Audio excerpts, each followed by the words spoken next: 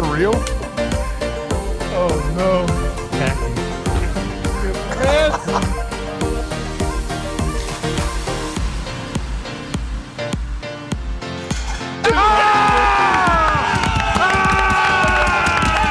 Let's go.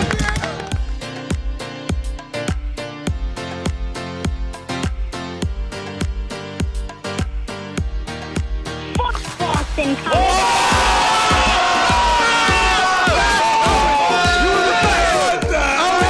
State of OH. Today.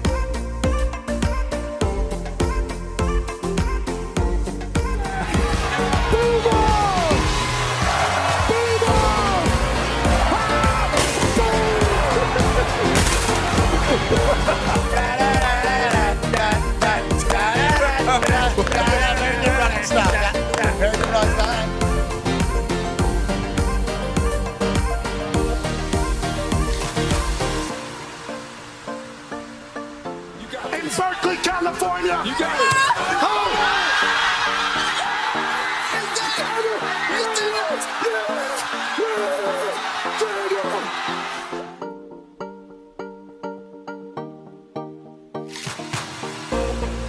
This one's for three. AJ Hawk, $5,000.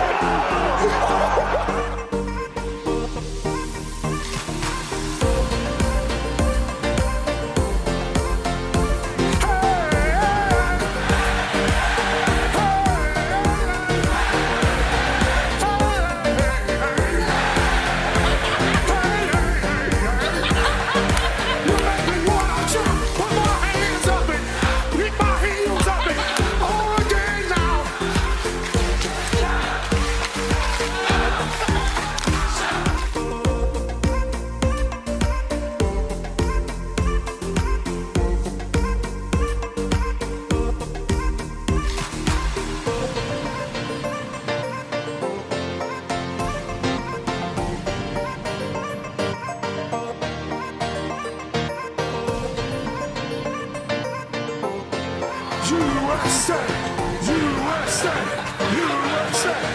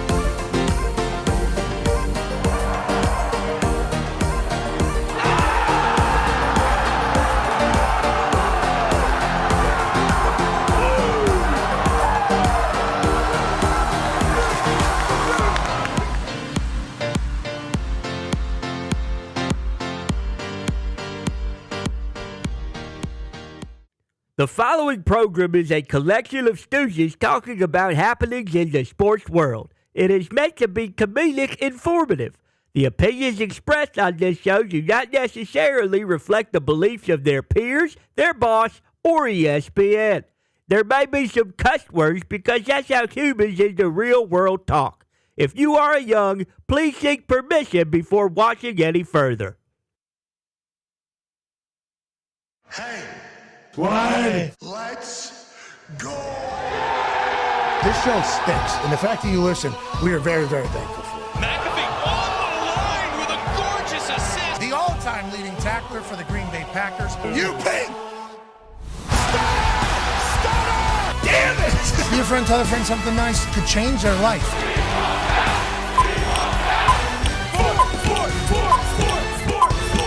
Hello, beautiful people, and welcome to our humble abode, the DraftKings Thunderdome. on this Feel Good Friday, July 31st, 2026. This program begins now. Football! He is the absolute greatest, and we got huge contracts being announced around camps. We got huge problems being spotlighted around camps, and we got highlights in abundance for today's Friday special not-ass segment. Life is fantastic. We hope you are enjoying this Feel Good Friday. The Toxic Table is here at AP Tone and at Ty Schmidt. Come in. Hey, baby, Love you, Tommy. Love you, Connor. Obviously, Connor got married 1 week ago today. He has been celebrating his life for the last week or so. Excited for him to get back on Monday, where we will be live from Latrobe? Pittsburgh Steelers training camp. Right. That's going to be on Monday. Now, I'll be excited to see how that goes. We just learned today that obviously they'll be practicing during our show, so that'll be happening behind us. But obviously talking to people associated with team during practice is a difficult thing. Sure. I believe maybe last half hour or so of show we'll be able to chit-chat with some of the guys. Will be fun to catch up. Mike McCarthy's winning people over. A lot of people saying he's not tackling in there. It's going to be soft. He's like, make no mistake. It's going to be physical, all right? It's going to be a physical. But we got an older roster here. We're just trying to get these guys know how to tackle. And if they don't know how to tackle, how about this? I'll fire myself. If these professional football players at this stage, a lot of old guys on that team. Oh, yeah. If they don't know how to tackle, that'll be on me. But people in Pittsburgh are saying, hey, you're not taking these. You're not going to the ground. I thought you were a Pittsburgh guy. You went to Dallas and got soft. Oh, Green Bay, that's cute. Is that fun? Here in Pittsburgh, we tackle people. Mike McCarthy said, get off my ass, please. All right, we'll be thudding. We'll be thumping. Monday will be first day of pads. We'll be excited to see the juice from that particular practice as opposed to what we saw maybe last year. Now, Tone, it's not just the Pittsburgh Steelers who are in training camp. Nope. Everybody's in training camp. And there was a lot of money given to a wide receiver down in New Orleans. Congratulations to Ohio State Buckeye, Chris Olave. All right. He earned this. Now, listen, not a lot of people talking about the Saints over the last few years. And Olave did have a year in which he had, I believe, a concussion and had some injuries, so he missed some games. I think he only had 32 receptions in that particular season. But 3 out of the last 4 years, he's had over 1,000 yards. Last year, he had 100 catches, over 1,000 yards, did his best work in Kelly Moe's offense, and now he's getting rewarded from that. A lot of people high on the Saints. And I'll tell you what, them giving Olave over $100 million, now you have to spend money. Yep. Okay, the NFL roster, salary cap structure, you actually do have to spend money. So somebody is going to get paid. Them paying him all this money, and then you look over there at Tampa Bay, and it's like, Tampa Bay's got a lot of bad vibes. Saints got a lot of good vibes. Different vibes. Could have never guessed that going into the season, but that's where we sit. Saints could be a real problem, and we've kind of ruled them out over the last couple of years because they were in such salary cap hell. They were in such a situation where I think even the team themselves said, we got 2 arms tied behind our back, basically, for about a year or two. We went all in for about 10, 15 years straight. Now they're on the other side of that. Kelly Moe is a little bit more experienced as a head coach. They obviously are able to keep Kamara there. Yeah. They bring in A-Chan. They got their quarterback, although he's 27 and only in his second year. You're able to pay your wide receiver. Defense still has some stuff. It's like, hold the phone. Are the Saints a problem this year in an NFC South that has a lot of question marks? And with the vibes we're feeling from the second day of camp, I'm saying yes to the N.O., pal. Yeah, when you talk about vibes in the NFC South, the Saints definitely have the best vibes coming into the season. They are second in the odds in the division. But when you look at the other teams, like the Bucs vibes, not great right now. The Panthers had really good vibes coming in, but they've already had 2 season-ending injuries to 2 of their young guys who they thought may contribute this year. So the Panthers vibes a little down. Obviously, they won the division last year. We still think they're going to be very good. But in the Falcons, they don't know who their quarterback's going to be. So when you go with the Saints, the vibe's really high. They feel like they've found their young quarterback. They've got weapons. He's middle-aged. You're right, middle-aged young quarterback, second-year quarterback. But they drafted Jordan Tyson as a weapon for him. They have a Juwan Johnson at tight end who's a great weapon. Olave. And this time last year, people were wondering if Olave was going to play football again because of his concussions and injury. But no, 3 of the last 4 seasons, as you said, over 1,000 yards. The internet was really felt really good for Olave yesterday because of what he dealt with the season before. Everyone seemed to be really happy for him yesterday, so it was awesome. Ohio State wide receivers now in the NFL.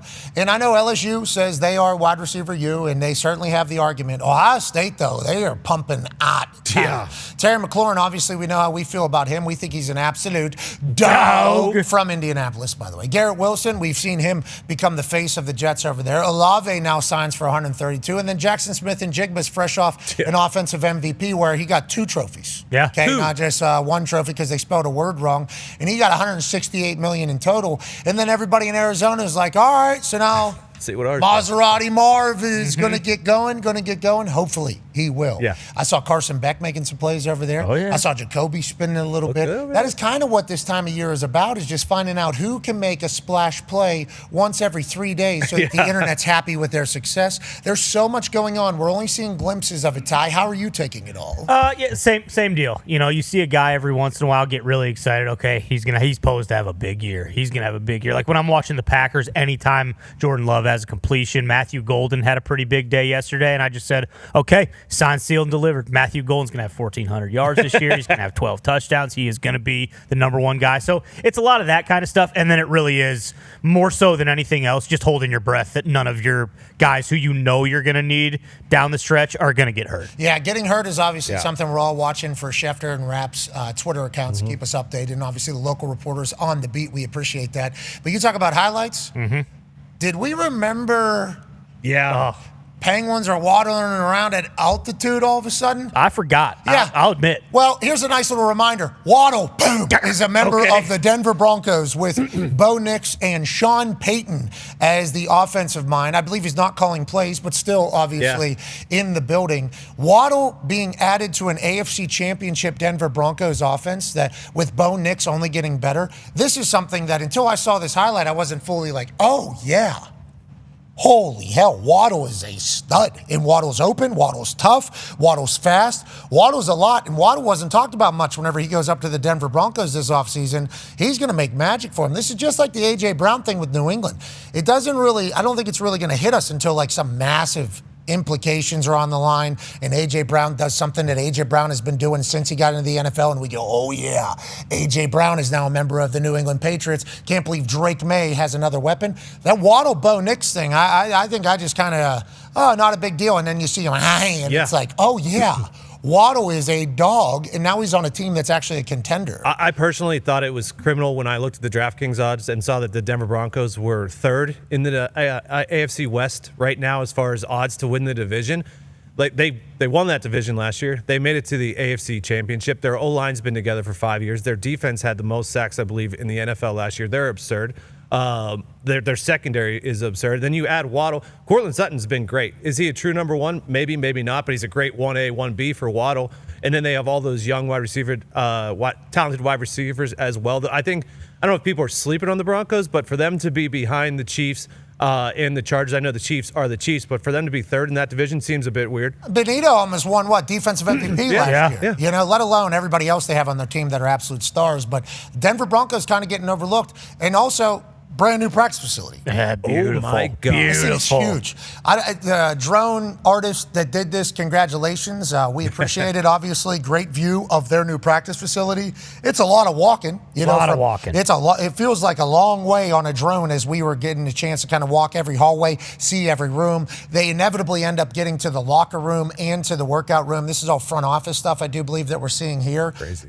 Just opened in July. I mean, they got a brand new facility. They got the richest owner in the sport, right? Mm-hmm. Yeah, I believe They got so. Sean Payton, who now has his team and his vision. Mm-hmm. They add Waddle. Bo Nix has a chip on his shoulder, I assume. He gets removed from the biggest game of his life. Yeah, he took out literally his in ankle, a heartbreaking way at the very end. It's like, yeah, he did. He put his ankle on his shoulder as a chip. It's like the Denver Broncos are a problem. And I'm saying all that strictly because I saw Waddle snag it one-handed. That's all we need. That is all you need at this time of year. Joining us, ladies and gentlemen, live from an attic in Ohio, is a Super Bowl champion, a college football champion, a Ryder Cup winner, and a man that was probably looking at that practice facility saying, man, they don't make them like they used to, do they? A.J. Hawk. Hawker, did you follow that entire drone? It continues here. This is like kind of, I think for the front office, maybe the ad salespeople. Wait until they get to the players area. The players area is absurd, AJ. It is a ridiculous new, beautiful facility. Richest owner in sports certainly helps, but the Broncos and Sean Payton's Broncos all in. Now, I will say the barbershop's bigger than the running backs room, which does make you kind of question some things, but beautifully done. Love the drone footage. Love the Waddle highlight. And these are the types of things we're looking for in training camp that make us go, oh, wait a minute, maybe there's a barbershop. Look how big the barbershop is, bigger than the running back room. But the good idea, by the way. Everybody's in there getting a fresh cut, makes you feel good. There's a little field for you guys to work out in. And then they're going to get to the gym here in a couple seconds. This is the dining area, obviously, for the boys. For the lads. Go ahead and check it out. Do what you got to do. That's a lot of walking. It's a long walk. So big. It's a long walk. I mean, that's a very long walk. It's a college campus. Yeah, it is. It is beautiful. AJ, Denver Broncos vibes. Here it is. Look at the fucking locker room. Wow. Yeah, it looks like a movie. It actually looks like a movie. I don't know if I like the down in the middle. So like sunken in. It's like a sunken in hangout spot, huh? Yeah, you got to go down the steps right there in the middle of the locker room. Yeah, because look at the gym.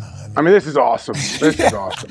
Broncos might win the Super Bowl. Okay? Yeah, and that helps in free agency in college, right? Or sorry, in NFL, right? No. No? Money helps. Okay, well, yeah. Yeah, I mean, They got a lot of that. Let's too. say the money's the same. So It doesn't hurt. Doesn't hurt. Money's the same. The fact that they can run for a championship still. Yes. That is a big contender. Yes.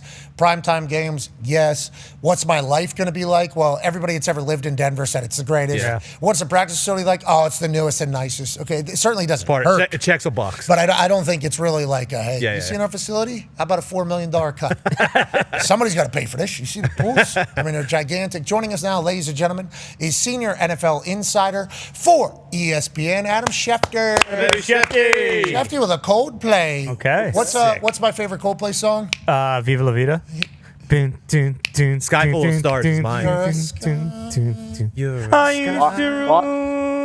the world.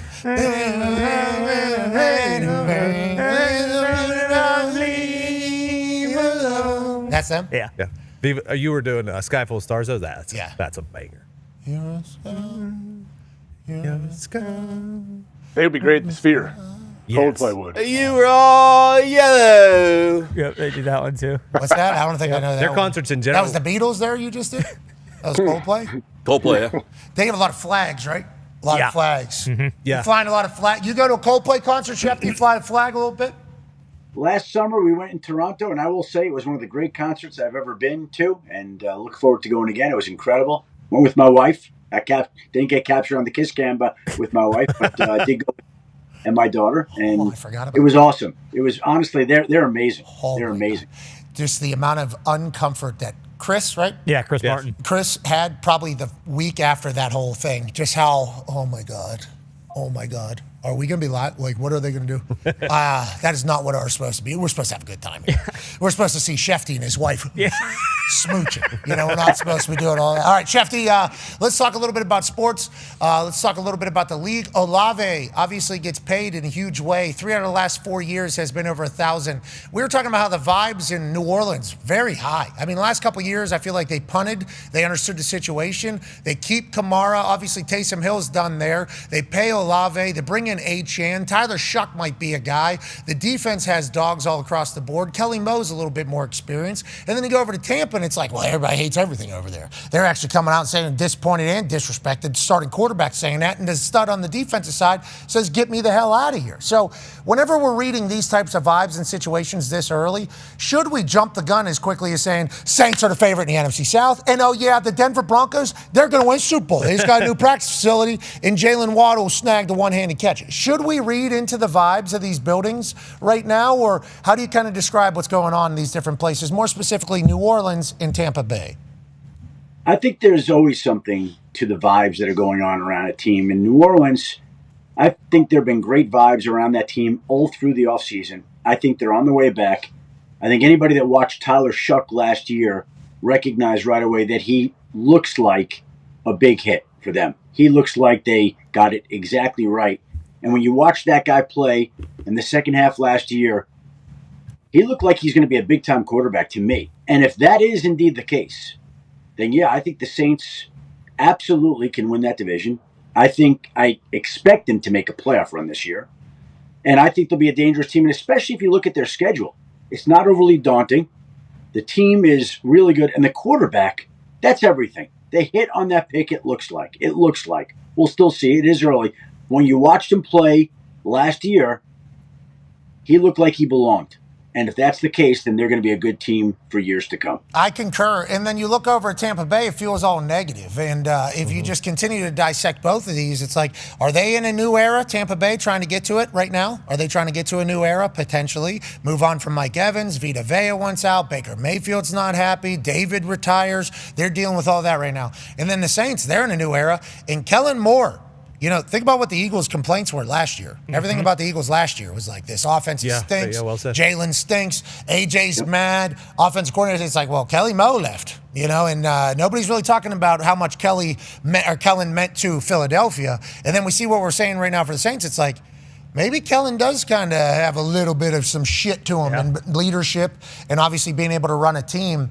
I'm pumped for them because that fan base, yes. Psychos. Yes. Great. Yeah, we need them to be back in the fold in a big way. And they had just kind of been at the bottom of the map just like they for a while. Them coming back, good news. Congrats to Chris. Okay, let's talk about some other news and things that are happening. Go ahead, Ty. Shefty, Debo Samuel is going back to the 49ers. Is Ricky Pearsall, it kind of sounds like he might be done for the year. Another just bad string of luck for them. But was this kind of always in the cards? Do you think Debo was kind of just waiting for maybe something like this? And are the 49ers exploring anything else? Or are they pretty comfortable with him? And now that Deshaun Stribling looks like he's making a big impact in camp so far. Well, the truth of the matter is Debo had been talking to the 49ers all along. And the 49ers had told him that they were interested in bringing him back to San Francisco for weeks. There were actual conversations that occurred between Kyle Shanahan and Debo Samuel. And I think Debo obviously was looking to see what kind of deal he could land in the open market. And when those deals that he's looking for don't materialize, and those conversations with San Francisco continue on, and all of a sudden there are questions about Ricky Pearsall, who, by the way, right now is continuing to meet with doctors. He's got another meeting planned for Monday right now with another doctor.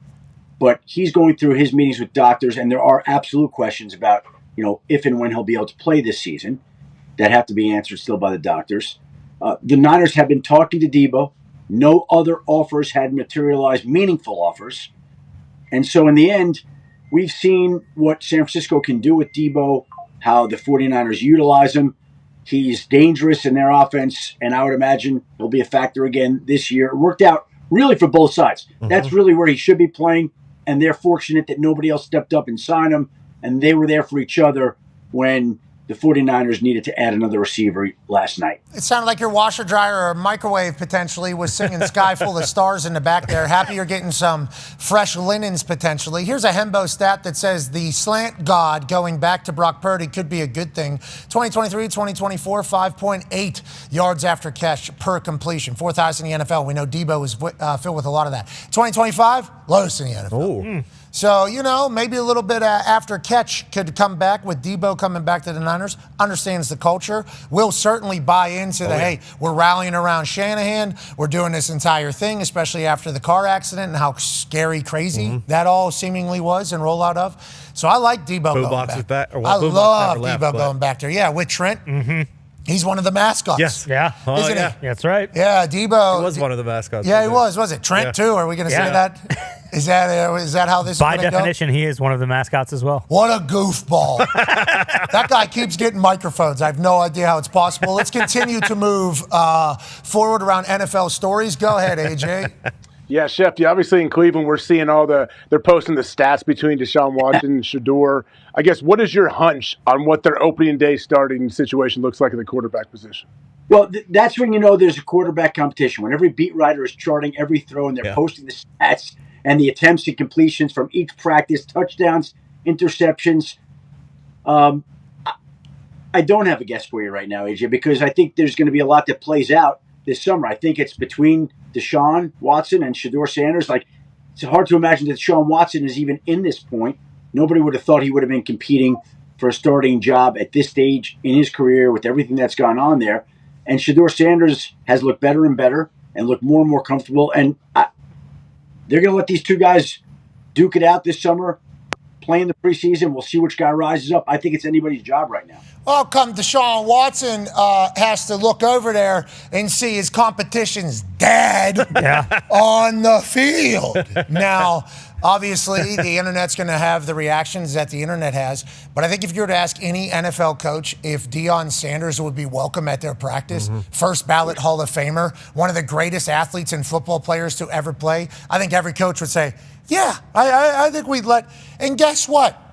When Peyton Manning's son is potentially going into a team, I assume Peyton's going to be welcome at a lot of training camps as well and allowed to walk on the field. I assume same thing with like a Ray Lewis. Yeah, you know, sure. I think people have forgotten because Colorado has kind of become ass over the last year or so. I think a lot of people have forgotten who the hell Deion Sanders is. Like I think people see him as potentially coach of Colorado and maybe down there at Jackson's or whatever the case is. This is one of the greatest football players that has ever existed in every league that he has ever played in. So everybody that is around ball holds prime in a different category. So if he wants to come to train, hell, if he wanted to go to the Pittsburgh Steelers training camp with his son competing for quarterback with the Browns, Mike McCarthy would be like, certainly let Deion say, we're not going to give him our fucking play sheet, but we're going to have him in here. I think it is fascinating, though, the immediate response to Prime being there. And because his son is competing for the job, that there's a negative that comes from it. It's like, you know what? I hate to break it to you. Deion's going to be welcome at any training camp. Go ahead. That's also people that don't know Prime. Prime is positivity. Prime is inspirational. Prime is motivational. You want that guy around every team. He knows how to lift up people. To me, zero issue. I think he should be there more than he is. Well, he's also got a team, that he's got a coach here coming up. But he's got to be, 9 toes down now? Yeah. Is that what it is? He got to be 9 toes down for Colorado, but also his son, also the NFL and football as a whole. I love that he made an appearance here and watched him there. I'm like, can we not get him a cart? We got him walking pretty far. Can we get this guy a damn golf cart? But that might have been too much. That might have been a little bit too much. AJ, the question around the Browns is who's the quarterback. What if they figure it out, though? They're paying on the defensive side. What if the Browns go on a run, AJ? There's a chance that that's going to happen. Let's stay in Ohio. Shefty, Cincinnati's just fighting each other. They're just fighting over there. Have you gotten any word out of Cincinnati Bengals camp about a new edge maybe coming from the defensive side? AJ pointed something out yesterday. He's like, you know what? The Bengals have started slow, the last 5 seasons basically since Joe? So first day, them getting into it a little bit. What are you hearing from Cincy? And is Dexy's presence literally this big of a game changer for that defensive side, which it feels like has a lot more energy and buzz than they've had over the years? They have made some impressive moves on the defensive side of the football. They knew how bad the defense was. They went out and addressed it. Dexter Lawrence was the big acquisition. There he was in this particular clip where he told Joe Burrow, I want to see it today. And Joe Burrow said, I'm going to bring it every day, baby. And I think that Dexter Lawrence brings a certain element of talent and leadership to that lineup. They added other players. They know how important this year is. And I view the Bengals the same way that I view the Saints. As a team that last year didn't have the season go the way they wanted, that this year has a real chance to make a real run, that has a favorable schedule, that has the talent in place that people aren't expecting. Look, if we go back and look, there have been at least 4 new teams, at least 4, that have made the NFL playoffs every single year for the last 36 seasons. It's not accidental that we get new playoff teams every year. And I won't be surprised when we're talking in December and January if we're talking about whether the Saints and Bengals can lock up their playoff spots. I view them both in a similar light. Oh, Shefty's got him on a tier as like coming hard. Yeah, that's right. These two are coming real hard. We're talking coming and not stopping coming. No. We're talking about fire hose coming. We're talking coming on the way. Do you hear that, AJ? That's what Schefter's saying about the Cincinnati Bengals and the New Orleans Saints. Shefty's, I didn't know Shefty was as high on the Browns and the Saints coming hard. I guess the Bengals. Bengals. He was going pretty hard on it all. He's going real hard. Snapping rubber. Real hard. He's going real hard on the Bengals and the Saints. He said they're coming. All 17 games, all 18 weeks, coming once, coming twice, making a 3-come shot coming thing. Yeah. They're coming. Well said. That's right, they're coming. The Bengals coming. Boom. Put on a shirt. Saints coming. Yep. Shefty said 4 teams that didn't make the playoffs will make the playoffs this year. That's just kind of how it is. At least. They're all coming, maybe. Maybe all of the teams that didn't. Who's not coming then? Someone's got to be Well, 4 teams. Sputtering then. 4 teams got to be sputtering out there, not coming. Well, 4 teams that made the playoffs last year kind of blew their load last year. They did. Exactly. They have no chance of coming again. No. And that's kind of the parody of the NFL. It's just everybody's potentially coming until it's kind of come out. It runs out. Still dries up. Speaking of, there's a big-time competition happening over there in Minnesota. Now, J.J. McCarthy, the incumbent, I believe, even though he's been injured, understands the offense, Michigan man. From our understanding, he's having a good couple days of camp. Kyler Murray, obviously brought in from Arizona. Die-hard Vikings fan as a child. Is this a way to salvage his career like a lot of quarterbacks who have gotten second chances at different places? Tone has a question for you. Yeah, Shefty, the Vikings are another team that the season did not go the way they wanted to last year, who could be coming into the playoffs this season. Now, if they get the quarterback position right, I noticed on the Vikings social media that there's they haven't put out any videos of their quarterback competition, anyone making any throws yet. So we got to rely on insiders like you to tell us what you are hearing from Minnesota on potentially how those two quarterbacks are looking so far. They've been pretty adamant that both quarterbacks are going to duel for the job all through camp. I think both have had their moments in camp so far. And I think most people think that Kyler is going to be the favorite for the job. He handpicked Minnesota. Minnesota was interested in him, and he could become the latest quarterback to become this year's version of Sam Darnold, Daniel Jones, Baker Mayfield, some of the quarterbacks that have bounced around. I just think it's way too early to write off J.J. McCarthy just yet. And I'm not just saying that because I went to Michigan. He went to Michigan. He's played 10 NFL games. He's had injuries. He essentially has played with an offensive line that always hasn't been great. The team struggled the last couple of years. He's still growing and learning. If we go back and look and compare his numbers to some of the great young quarterbacks early on in their career, like a Matthew Stafford, like a Josh Allen, there were growing pains and bumps for a lot of these quarterbacks. And that may be the case for J.J. McCarthy. My point is we still haven't heard the final word on him yet. And the Vikings are going to let this play out all summer long. I understand all the excitement and enthusiasm about Kyler Murray. It's warranted. He has a chance to thrive in that offense, but I just think people have been a little bit too quick to write off J.J. McCarthy so far. Yeah, because Kyler is potentially a sky full of stars in Kevin O'Connell's offense. Yeah, true. There you go. That's kind of what we think about the entirety. But then living La Vida Loca is what J.J. McCarthy is kind of all about. Yeah, exactly. You know, so it's a cold world, but both of them are going to have to play at some point. Yeah. And whenever you talk about J.J. McCarthy maybe finding his second gear, and we talk about Kyler becoming the next Baker, Sam Darnold, Kirk Cousins even. I think you can go on and on about all the different quarterbacks that have hit their second. I mean, J.J. might do that. I feel like we've already been through a chapter of J.J. McCarthy, and everybody said he's a bust, he's fragile, and he's not good. He might even get his opportunity to showcase who he actually is through this all. But it's hard not to get excited about Kyler Murray and Kevin O'Connell's offense. It's really hard not to get excited about that. And it's really hard not to just judge J.J. for what he has, which is 10 games. Because we're just taking the good from Kyler's previous career in Arizona. Yeah, there's a lot of bad, too, So it's just like it's an interesting situation that they're going to have to deal with over there. General manager already been fired who utilized the pick for J.J. McCarthy. So what does that mean whenever it comes to loyalty? That also plays into it all. And then everything Schefter's saying, talking about loyalty, Schefter's golfing with J.J. McCarthy every other week at these Michigan events. That's true. So I think he has a lot. I think he knows J.J. better than all of us. So I think that is why he's continuing to be like, hey, JJ's a competitor. JJ wants this. JJ's a talent. Look what he did everywhere. It's like, I don't think anybody has a clue who's going to actually win that role, even though a lot of people, including Thielen, who has obviously been in the building, say like, Kyler's definitely the guy. It's like, whoa, hold the phone, bro. Not so fast, my friend. Unfortunately, I think, because Shefty talked about, the bumps as a young quarterback, that happens to everyone.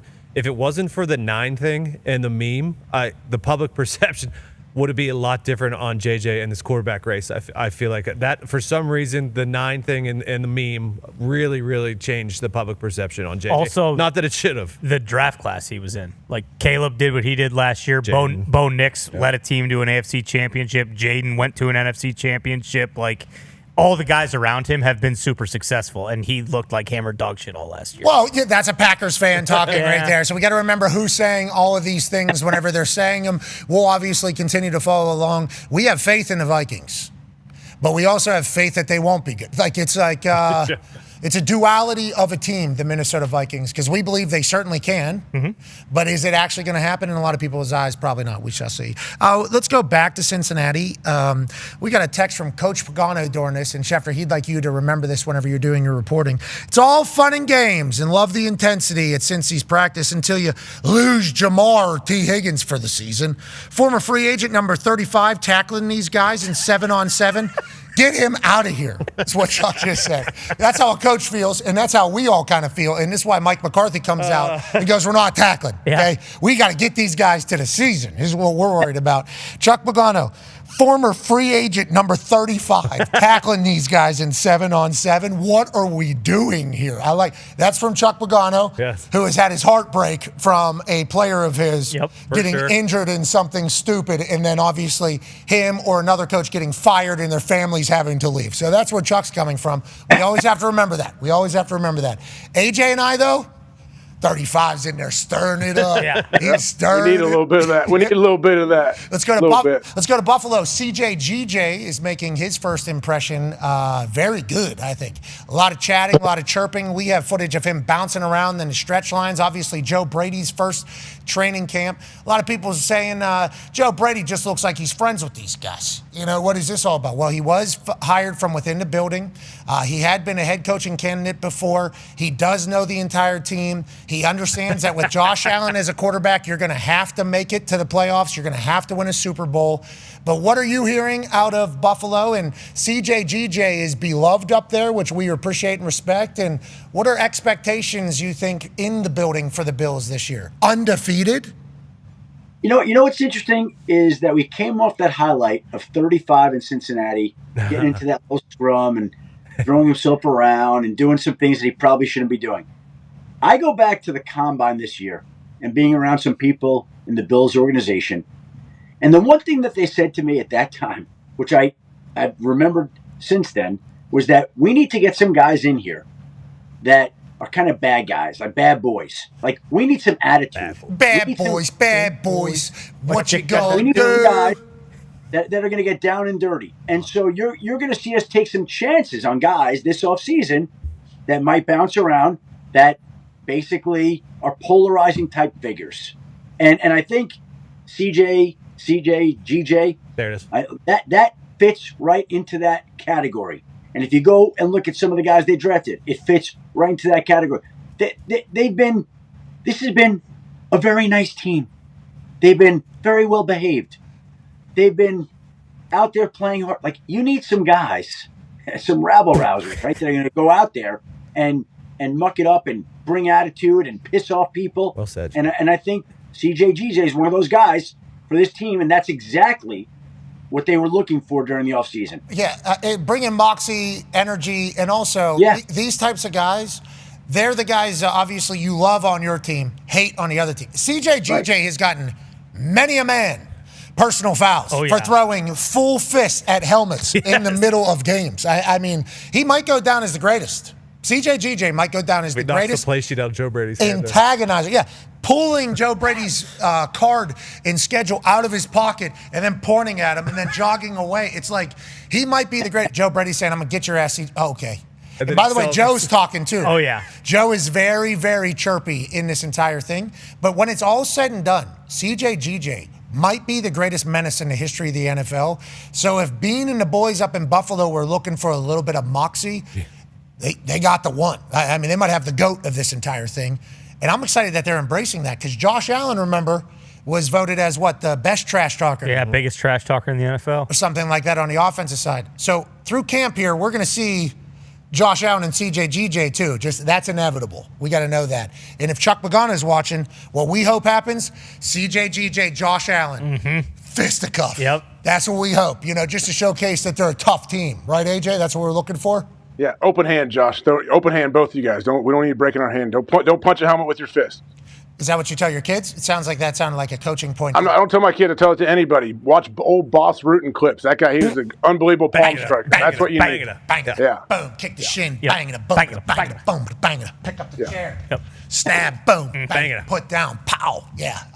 We know Boss Rutan. Oh, yeah. Yes. Yeah, we do know that. You know who Boss Rutan is? Shefty? Boss Gruden? All right. No. That's He's a bit of a rabble rouser. That's John's son, who's the head trainer, right? Boskard? No, it's Deuce. Oh, sorry, Deuce. That's on Deuce, yeah. Yeah, Deuce, by the way. I think he Olympic power lifter. He's awesome. He did probably knows something. Boss. I mean, Boss Rutan definitely knows who that is. Okay, Shefty, what do we miss? What do we need to talk about? Daniel Jones is back. He's flying around. Anthony Richardson just threw a fadeaway 50-yard bomb at training camp. So Colts are going to win the Super Bowl. I don't see you tweeting that much. Anything else that we need to kind of pay attention to around the league? The Panthers have had a tough start to camp here, losing their rookie wide receiver Chris Brazell to a season-ending injury, losing Nick Scourton to a season-ending torn ACL. Their offensive tackle Taylor Moton, blood clots, and he'll miss the start of the season.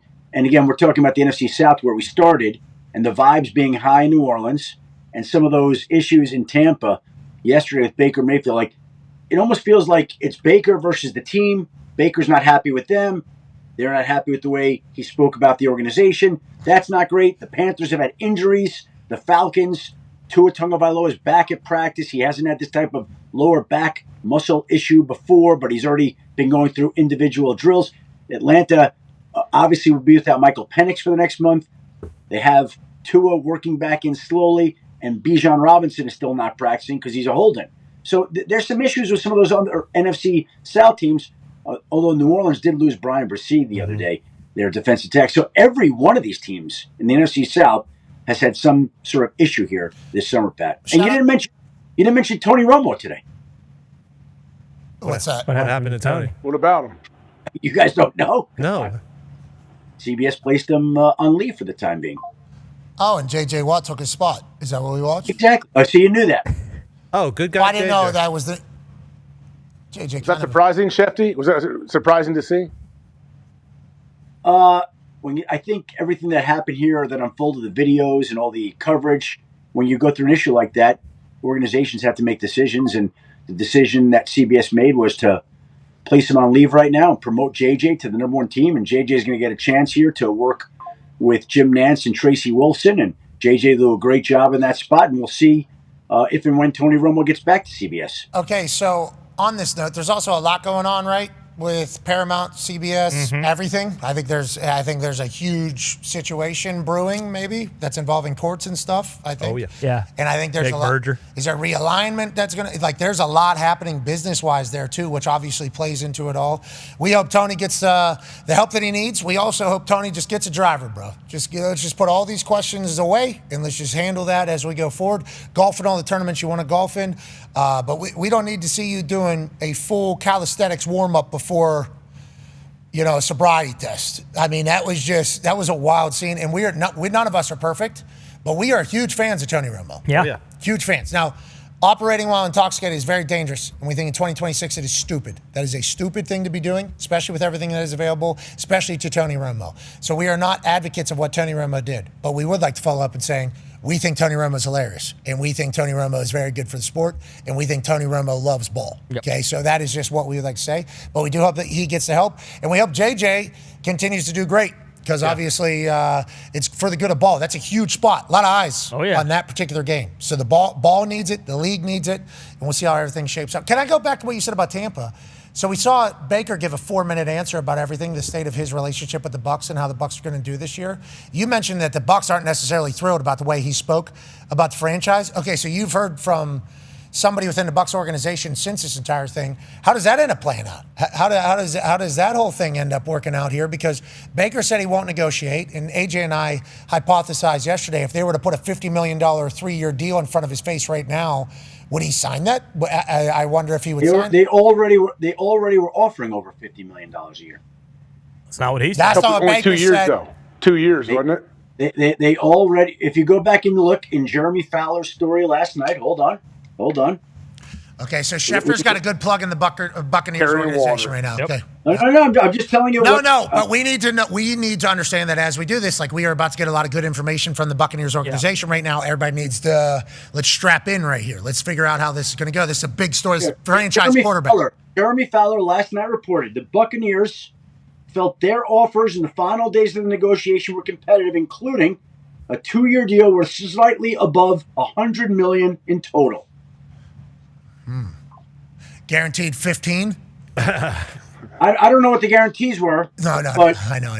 But the offer was over $50 million a year in average. And I think the Buccaneers, that's their side, which is fair. And I think Baker's side is fair. 2 years, like if you're the franchise guy, you deserve more than 2 years. So that's part of the issue. Like Baker's got a point on the years. I think the value is a little bit more than was led on. The Buccaneers have made an offer over $50 million per year. And Baker says it's shut down. It's shut down. And he's not going to talk. Now, they can still franchise him at $47 million this offseason, which would be less than the 50, and then 57 the next year. So essentially they have him for the next 2 years for $105 million with the franchise tag. Okay, so, and he said they don't want to do that because there's a lot of dead cap, too. He addressed that because obviously that was spoken about. No. They're not going to just let him get to free agency. I mean, we'll see how it plays out. But they have the franchise tag available. And yeah, but Baker said they don't want to franchise tag me. That's a lot of money, and there's also a lot of dead cap that comes alongside that. I don't know what he meant by that, but I'm just saying he addressed that, the franchise tag and the entire thing, which I assume was a part of potential negotiations between Buccaneers and his people. Can you go back to what the previous thing we had up here? It had this one here.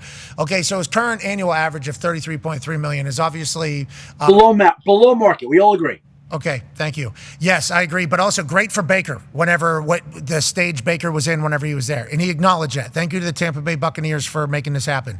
But if they offer him a 3-year, let's say it's $150-something million deal with over whatever, let's bump that up to 35. 35 times 3 is 105. 95. No, 105. 105. Yep. So in 105 is what they're going to owe him anyways if they do 2 franchise tags. So can't you just give him a 3-year, $150-some million with $105 million guaranteed, and then hopefully that would kind of be out the door? Or do we think he wants like a 5-year deal? I think he wants more years, whatever that is, whether that's 3, 4, 5 years. And the Buccaneers have offered a 2-year deal worth over $100 million. It doesn't matter right now because he's adamant that he shut it down, that he's not going to do it in season. And he himself said, like, they didn't believe that I would shut it down, but I did. I said it had to be done by the start of camp or I'm not doing it, and he's not doing it. And I would say, I would promise you that if and when they reopen talks, if there's not a deal done ahead of free agency, I promise you they'll franchise him. I promise you that's going to happen. Dead cap, whatever issues, he's going to get tagged. So that's also coming if they can't get a deal worked out. Oh, yes. We got drama down there. And this might, honestly, you would automatically assume this would be bad for a franchise. Baker Mayfield, a little bit of heat in there. Yeah. Yeah, this might actually be good. Now, he's an adult. Obviously, he's at a different stage of his life now. He's a dad. He's a husband. He said he had to talk to some of the free agents that come in and let him know, like, hey, this is how I am. You might have a perception of me that is different than who I am. But if he's all in on ball and then also thinking that he's disrespected by the own building that he's in, and the building has a little bit of sauce with him as well, oh, is that right? You're going to be doing that? This might be a good thing for Baker Mayfield and Baker Mayfield alone. Yeah. Every other quarterback, this would be a devastating type situation. For Baker, I think he lives in the kitchen if he has to. Yep. And when it gets hot in there, he starts cooking. You know, that's why Bake bakes, baby. Exactly. We appreciate you, Schefter. You're the man. Keep living in the fire, brother. Thank you, guys. Have a great weekend. Let me hear a little Coldplay real quick, if I could, on the way out from you, Shefty. Yeah, there's so many good songs. They are awesome. They are all. Yeah, I'm just telling you, if you haven't seen them in concert, you have to go. I think you don't know any of the songs. I think you went because your wife's a fan, you got the shirt, and you don't know any of their songs. Blocks, Yellow. I mean, I don't know the names. I know all the songs when they're on. I can't sing. That's how I am, too. That's what we want to hear. We would like to hear it. We'd like to hear what your favorite one is. No, you don't want to hear that. When it comes to singing, I'll take the Charlie Chaplin mode, okay? Oh, you're doing Coach Fangio. Yeah. Is that what he's doing right now? He is doing Coach Fangio. Who was doing Fauci. Tony Fauci. That's what you're trying to do. Yeah, we're a little worried that becomes our entire life now because we asked Coach Fangio about 30 questions yesterday, and this is all he had to say. I'm going to be like Fauci and just take the Fifth Amendment on questions. So Schefty's doing that right now. Coldplay. You're the man. Ladies and gentlemen, Adam Schefter. Baby Shefty. I like what Fangio did. Yeah. Me too. Yeah. As soon as he gets down there. Yeah, I don't have a plan for this really, but I do want to say this. Did you see what that guy? Yeah. It's unbelievable. What a fun time to be alive for all of us. Ladies and gentlemen, a man who's about to be joining us has a lot of information that we need. You better. Because there's a sport that actually matters right now. Okay, not that it never did in the past. I'm saying right now there's a lot going on that really matters. Okay, this is a huge deal to the future of sports, definitely to the future of the sport. but also, like, what about America? What about the United States of America? Yeah, apple pie. And not just America. What about, we've seen it. Yeah. Latin America Japan. Japan loves sport. I don't know about any Europeans doing this thing. Australia's got the sport in there. Mm-hmm. Baseball is at a pivotal time right now. And there's one player, okay, that is potentially the entire linchpin on whether or not baseball continues or doesn't continue. Yeah. And he just so happens to be a left-handed pitcher who used to be on the Tigers, is still on the Tigers, but about to be on his way out. Tarek Skubal is about to be traded from the Tigers. If he ends up on the Dodgers and the Dodgers win the World Series, there will be a lockout shutdown of baseball for 15 years maybe. If Skubal goes anywhere else and does good, everything's okay. Skubal goes to the Dodgers, they lose, everything's okay. Yep. Skubal goes to the Dodgers, Dodgers win again, baseball's dead forever. That's what's being said. Joining us now to tell us whether or not that's true or not, senior MLB insider for ESPN, pundit, analyst, voice of a generation for America's pastime. Ladies and gentlemen, Jet Passon. Baby Jet. Am I right on saying that, Jet? That's what I'm reading, and it feels like that is kind of what the case. If Scoobs ends up with the Dodgers and they win, there's no way a deal's ever going to get done. Nobody's going to agree, and baseball's over forever. That's what. Is that a little bit overreaction, Jet? Because I'm reading that from a lot of people, Jet. Yeah, I think that's a little much, but this is the perfect storm of everything that's percolating in the labor space right now, is it not? You've got the Dodgers, who aren't just dominant on the field, but dominant in terms of the money that they're spending, and for them to go out and get the best pitcher in the world and add him to a rotation that frankly doesn't need him at this point just feels like a little too much, especially when you look, Pat, at the other teams that are in the Tarek Skubal sweepstakes at this point. The Milwaukee Brewers, who you see their second favorite behind the Dodgers. The Brewers have an incredible farm system. They have the ability to do this, and they've done it in the past. In 2008, when they went out and got CC Sabathia, and he had an amazing second half of the season for them. It would be incredible to see Jacob Mizorowski and Tarek Skubal in the same rotation. Reminiscent, if you will, of 2001 when Randy Johnson and Curt Schilling were out there leading the Arizona Diamondbacks to a World Series championship. So this is going to be a fascinating next 96 hours or so before the deadline, and there's a lot of stuff still left to happen with Tarek Skubal. It's kind of all reminiscent to what CC Sabathia did. It kind of took me back to that when he was with Cleveland, and then the Brewers rented him, and then inevitably he gets hot. He's pitching every other day. Yep. He's dominant down the stretch, and then he ends up with the Yankees, right? Is that kind of why we're thinking some of these smaller market teams might actually be in the Skubal runnings, because it's just a half a season rental basically before he gets paid somewhere else? Here's the thing, though, Pat. Generally speaking, those smaller market teams don't do big ticket rentals. This is antithetical to their process. The reason that the Rays are where they are, that the Brewers are where they are, is because they keep their prospects and they bring them up and they have control of them for multiple years. So Matt Arnold, the Rays president of baseball operations, Eric Neander, Matt Arnold's with the Brewers and Eric Neander's with the Rays. This is a position that they're not used to being in. And why everybody in the industry believes that Skubal will wind up with the Dodgers is the penalty for a trade like this. The penalty for the Dodgers is so much less, because let's say that they trade away really good players and that Skubal doesn't work out and they don't win.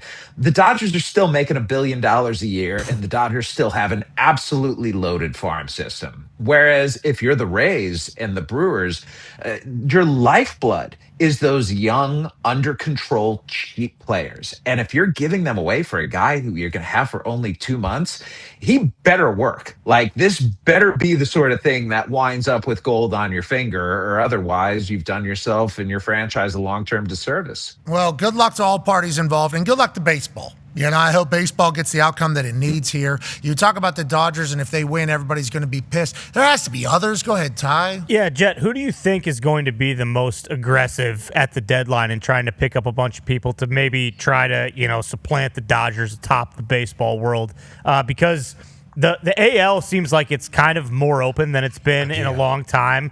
And if the Yankees keep trotting out this goddamn lineup that they have for the last couple of weeks, I might kill myself. So what teams in like the AL and I guess even the NL are going to be very aggressive at the deadline, you think?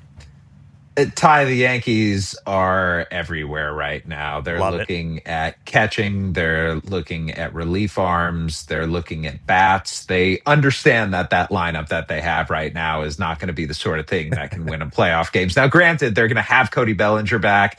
They're, in all likelihood, they expect to have Aaron Judge back. They hope to have Giancarlo Stanton back. So this isn't quite the same, but they know they need a catcher. They could... they keep getting tied to Luis Ariz. I'm not sure where the fit is there because he wants to play second base. He's insisting on playing second base. And we've seen Jazz Chisholm at third, and it's probably not going to work. And yet the DH slot could be open for Ariz right now. The Yankees are going to be busy. The Rays are, they have lines out everywhere. In addition to Scooble, they're in with Freddie Peralta. They're looking for another starting pitcher. They're in on a rise. They're looking for a bat. They're looking for outfielders. Like the Rays understand this is such a great opportunity for them because the AL is down. And there aren't many years like this where Tampa Bay is at the top and the dominant team. So I think they're going to be busy. I think the Red Sox are certainly going to continue to be. The Chicago White Sox have a lot of irons in the fire at this point.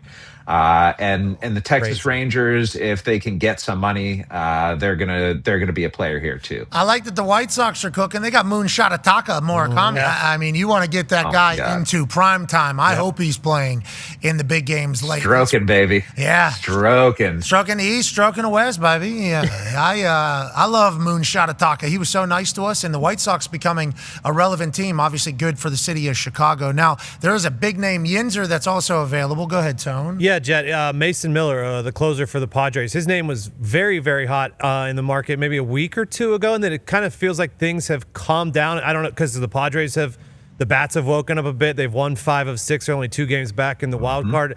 Can Mason Miller still be dealt, or the Padres' recent success, are they not going to be selling anymore? So when Mason Miller's name was hottest, it was before teams understood what the ask was. And AJ Preller, the president of baseball operations for the Padres, is very clear at the beginning of any deal about what he wants. Like he will communicate openly. And in this case, when he was talking with interested parties, he said to them, nobody in your organization can be off limits. And so when you say something like that to the Mariners, for example, that means that Cade Anderson is in play. Cade Anderson's the best pitching prospect in the minor leagues right now. Do they really want to give him up for a closer? I mean, that was the kind of deal that the Padres made last year, getting Mason Miller and giving up Leo DeVries, one of the best prospects in the whole game. And the industry looked at that like, wow, that for a closer? Is that really the right thing to do? So what the Padres have right now, value-wise on Mason Miller, does not line up with what the rest of the industry sees. But we're still a few days away from the deadline, guys. And that prices go down. And if the Padres feel like they need to get more rotation pieces or they need to get another bat, Mason Miller and Adrian Morejon are going to bring back the most and would be, if either is dealt, the best relief pitcher on the market right now.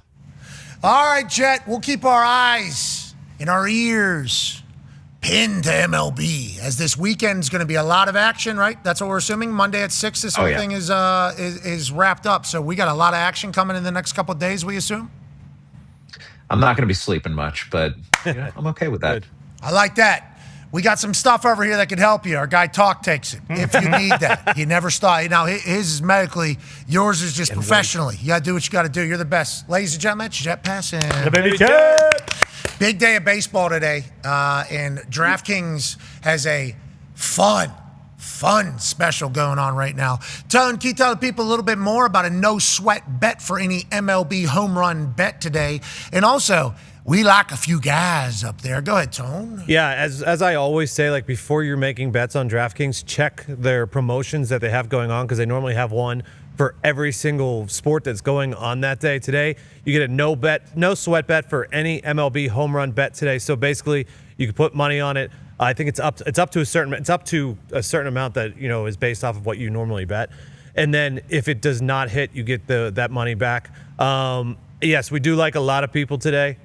We each picked a guy. I'm going with C.J. Abrams of the Nats. He's got 9 home runs in July. He's been absolutely raking. They're going against the Braves. Bryce Elder is going today. He's given up 6 home runs in his last 3 starts. So I like C.J. Abrams today as my no sweat home run bet. You like C.J. Abrams as your no sweat bet. AJ likes South Stewart against Paul Skeens. What's that all about, AJ? I don't love that it's against Paul Skeens, but I like South Stewart that much. The Reds are on a bit of a win streak here, so I think they're hot. We're going to continue. I like Bryce Harper. There's some wwebsite that tells you how the pitcher does. Ballpark Pal. Yeah, Ballpark Pal, how a pitcher does against a hitter. This particular pitcher today against Bryce Harper, F+. Okay, so Bryce is going to want to hit a big dong, I think. Now, none of these are guaranteed, obviously.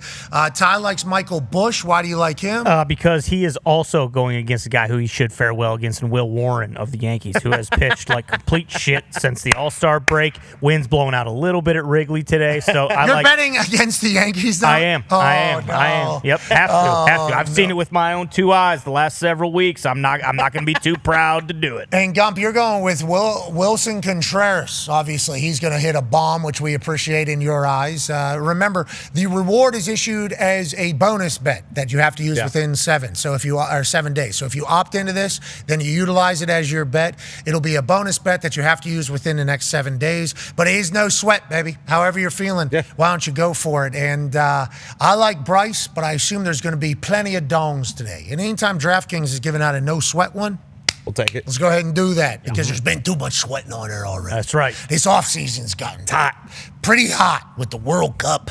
Oh, forgot that happened. I thought I knew what I was doing. Man, for a good chunk there. Punchback.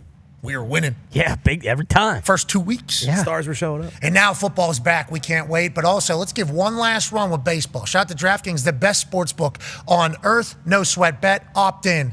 Utilize the token. All right, hour 1 wrapping up here on linear television. We'll be back in 3 minutes for an hour or 2 that's going to be packed and stacked. We got Schrags coming. Oh, hell yeah. Okay. He's got a lot to say. Yeah.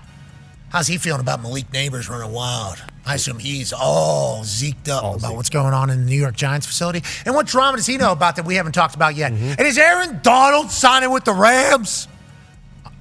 That wasn't for me. That's somebody else. Yeah. I'm nothing but kind. Be a friend, tell a friend something nice might change your life. See you in 3.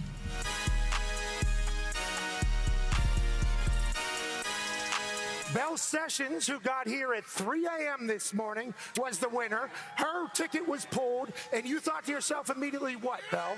I knew I couldn't do it, and he was next to me, and he said that he could, so we're splitting it. Okay, so Belle Sessions made the decision to talk to my man, Henry Silver, who Henry got here yesterday at 6 p.m. He's been waiting for this moment. Now, Henry, you told her that you could make it. Why do you think that's the case? Have you ever kicked a ball before? I've kicked a ball before. I've played soccer my whole life. I think I can do it. This kick is for $150,000. You said you would split it in half, right? Yes, sir. Okay, so let's make it $200,000. If you make it, you will both get $100,000. Where are you from, Henry? I'm from Fishers, Indiana. Who's your favorite NFL team? The Colts. Hell yeah, dude. Hell yeah. Come on, bro. Hell yeah. To hell with the Falcons. That was rude. They didn't deserve that. I like that. Henry, 33 yards, $100,000 for you, $100,000 for her, $200,000 to hurricane relief, $400,000 on the line. Henry, are you ready? Of course. Have you ever said anything bad about kickers? Of course. Shut up. Let's go. Now, here in Athens, Georgia, it would be beautiful if $400,000 would be up for grabs. Why don't we double it because the Georgia Bulldogs. So, $800,000 kick right here, Henry. But what I want to let you know is you're not getting a second opportunity. I don't care if this entire place starts chanting for a second kick. One kick, 800,000 racks, 400,000 to hurricane relief, 400,000 to you two split, 200 grand each. Henry Silver from Indiana for Belle Sessions. Let's go, Henry. Oh, my.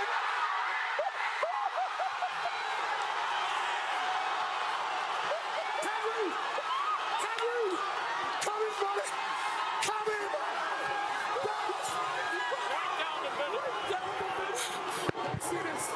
Let me see this, Henry.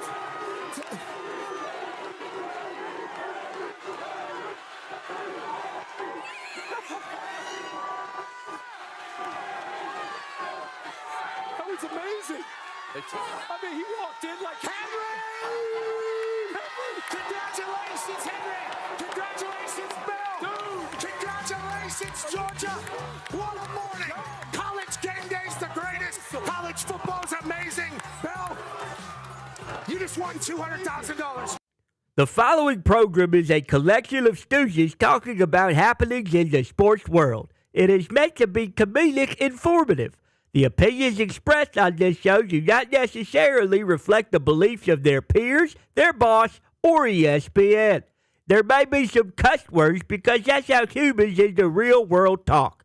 If you are young, please seek permission before watching any further. Hey. Why? Let's go.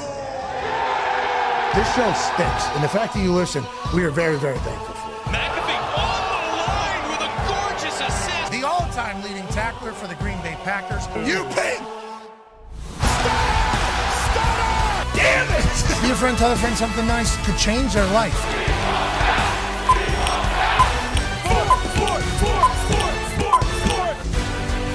Hello, beautiful people. And welcome back to our humble abode, the DraftKings Thunderdome. On this Feel Good Friday, July 31st, 2026, our two begins now. Football is all around us, and we're pumped. That's A.J. Hawk. He's a college football national champion, Super Bowl champion, Ryder Cup winner. The Toxic Table is here. One half of the Hammer, Dahn. Cowboys, AP Tone, and Ty Schmidt. We can't thank you enough for allowing us to do this for a living. We can't thank the NFL enough for being back. Hell yeah. You know, it's not just the NFL that's back and showing us highlights. College football is back in a big way, AJ. I don't know if you saw a lot of microphones being used in Chicago at Big Ten Media Days. Big Ten Media Day is fun. I know one coach kind of stole the shine and kind of has the most quotable situations going on. I tell you what, I'm on board for it as well. Are you talking about the national champion? Are you talking about the guy who kicked off the new NCAA game? Are you talking about the man who has been compared to the greatest coaches and the greatest leaders of all time because of what he's been able to do at Indiana University in Bloomington for football? Is that who you're talking about, AJ? I am talking about Coach Signetti, yes. A lot of people heard this quote about the SEC from Coach Sig yesterday where he's saying, let me just explain to you why we are the best, actually, versus the people maybe in a different place. The Big Ten is the best league in football, and a lot of really good football teams. It's hard to win on the road. Very physical football teams, very well coached. It definitely prepares you for the playoffs. There's no doubt about it. The numbers speak for themselves. I mean, we don't run a hype machine up here in the Midwest. We believe everything's earned, not given. And when we fall short, we say we fell short. We don't cry a river, whine, and complain. All right? And that's why we're the best. Coach Signetti, thank you so much for your time. Thank you. Yes! And that's why we're the best. Looks at the camera. All right? Coach Signetti. Okay. Just take that one to the bank. Didn't just talk about the SEC and the Big Ten. Also chit-chatted about what life has been like on vacation the last few weeks at home with Mrs. Signetti. Mm-hmm. So I'm really excited. I've been on vacation long enough. You know, I'm tired of being bossed around by my wife. I'm ready to boss somebody else around and develop a football team. And it's all about development. Okay, player development, team development, positional development, and developing the intangibles, the mindset, and the identity of your football team. We'll dive into all these a little bit more because the amount of things he's saying that actually matter versus just funny clips are certainly kind of tied together there. Because, you know, a lot of people are saying this new NIL era and the transfer era, there's no development. You can't develop anymore. And Sig's like, hey, you just got a smaller timeline now. Okay, now we got to develop this as soon as possible. We got to get into this. And it's nice for me to go boss some things around. And, you know, all these quotes could potentially become the next Signetti quote. But never forget the first Signetti quote, which was reminded to him by one of the media members about maybe putting a patch on that new IU jersey. There's a lot of talk about sponsorship patches, so I wanted to pitch to you since you don't have a ton of time. I want to get your thoughts on this patch for Indiana football, which is a Google logo and the word me. Okay. Is it going to make us better? But it might Then get I'm you not more, interested. might get you more money. Well, that guy had an opportunity there to say, yeah, Google's going to have to pay a lot of money. You might be able to get yourself a new roster. He said, well, I certainly listen. You know, I think he would certainly do that. But I like that Sig knows, and I think Sig does every time he's on a microphone, he is must watch. Yeah. And I don't think he's trying to live up to his own hype, and I don't think he's trying to be like that. I think this just comes natural to him. And I've never seen somebody more comfortable and confident being a head coach of a national champion football team than Cignetti. And he got his starting job late, obviously. We all understand his story, where he was an assistant in Alabama. If he would have waited around, maybe he would have got a big-time job. Instead, he wanted to be a head coach. Goes to IUP. Okay, that's Indiana University of Pennsylvania. Okay, that is about an hour and a half outside of the city. We actually played against them one time in football, Indiana. We went up to that area. Oh, yeah. We had gone to IUP a couple times as high schoolers because that school is known for boozing. Yeah, fun and STDs. I didn't say that. Really? That's Tone Diggs. My brother went there. I can say that. Okay. Mikey Dogs. That was, but also, I mean, that was, I think there was a lot of schools potentially that were smaller Yeah, the schools. whole PSAC, yeah. Yeah, there was a lot of schools that were around there that were allegedly They're about. spreading it all over those schools, really? I think that was just like kind of what was said about each school by the other school, and then inevitably it just became All like. the PA state schools, yeah. Yeah, so we're like 16 years old. You know, we have a nice weekend. We're going to visit somebody that we know that's in school somewhere. No matter what small school it was that was within driving distance for us, everybody said, hey, watch out up there. They got nothing but STDs up there. So I think that's kind of how every school just kind of tried to demean the other ones. And I don't know if it was real or not, but I was worried, and I was appreciative of everybody that gave me a heads up. But Cignetti was coaching them. He was coaching IUP. After coaching at Alabama, he was coaching IUP. Then obviously the James Madison story goes absolutely crazy. We have game day at James Madison, our show at James Madison, and this guy, who his dad coached at West Virginia, he played at West Virginia, is from Pittsburgh originally, obviously a Paisan who loves ball, gets on a mic in front of 30,000 people and go, do we like the NCAA? And they go, no. And I'm like, holy hell, this guy has got gutsack, okay? Then our show, based here in Indianapolis, he gets hired to be the IU football coach, and we go, Sig, go back to IUP. Yeah. Don't go to IU. Like, what are you doing here? And he had nothing but faith since day one that him and his guys could figure it out, and they have. He's talked his shit. He's earned his place. He's remained the exact same, and his team loves him. I mean, his teams absolutely love him. And I thought there's no way they'll be able to run it back. College football is way too hard. Okay, it's way too hard. You have to have so many things go right. They got new pieces that they've just brought into their culture that are going to have huge games if they're able to do it. Then I listened to them on a microphone once or twice, and I'm like, you know what? Indiana's about to win the next 10 straight national champions. And that's how a Sig makes you feel, AJ. It's legit. That's never come from the Indiana University Hoosiers ever from a football perspective, AJ. Yeah, I think he got this Indiana job at just the perfect time in his career. He was clearly very ready to run a program like this. The speed that he was able to get them to become national contenders is unbelievable. I mean, I don't know if we've seen that before. The fact that they were to go 16-0, do everything they did last year, test it over and over again, and continue to answer the bell. I mean, he feels, like you said before, very, very comfortable in his own skin. And he seems like he has this formula, whatever he has, like his leadership, how it goes, like he has it dialed in and he has all the right pieces around him. And I also credit to the Indiana, the people that do the hiring there for bringing Sig in to hire him. It has changed the course of this institution forever, I believe. So I give them a lot of credit. President Pam Whitten and athletic director, I should know your name. You've been very good to us. I do apologize. But got a chance to talk to the president in Sig's first year there. And she was at Georgia before being at IU. And she very much understands what sports can do for your university. And she was one of the main drivers of, let's get a real coach here. Let's actually try to build this. And then obviously their money people around the state, in literally the city of Bloomington. I believe there's a company called Cook or something like that, yeah. COOK, I think. They're medical sales maybe company. I believe so. They have been a massive contributor to what they are doing in all sports, certainly in football. Obviously, there's the Mark Cubans who have also contributed in this entire thing. But then they also have the largest alumni in America. They have the most alive alumni in America, and they have a great business school. They have a dentist school. They have schools that produce people who make, not everybody's going to be a millionaire, but if you're making $750,000, $800,000 a year, and you give $50,000, $75,000, and there's 880,000 of those people out there, which I think is the number of alumni that they have. It's crazy what real teamwork can happen in an alumni perspective for a team that really didn't exist. Now they got their own facility. They're building up the stadium. They got all this, and it was like that wasn't like that 4 years ago. So the modern era is crucified for a lot of things. The modern era birthed a football university in Bloomington. And Cignetti was the godfather of it all down there. And that's why whenever he could have left, he could have. He stayed. I think he knows what's happening in Bloomington. I think he understands what's possible. And he'll have a statue down there. And I think he wants Indiana to be forever, not just with him being the head coach. That man can say anything he wants. As all those reasons that you laid out, he won a national championship and went undefeated at Indiana University in the second year, and it's arguably transitioned to the new NIL era better than any other coach in the country. But boy, we talk about how great rivalries are for college football. He and what's been going on the last 3 years between the Big Ten and the SEC and what he did yesterday, it's just staring at an absolute hornet's nest in the South.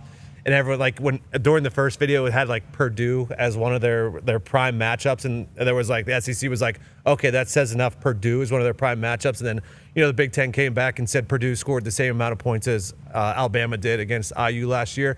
The whole Big Ten SEC rivalry that's going on right now is awesome. I am here for it. I love Sig. I will side with him for now.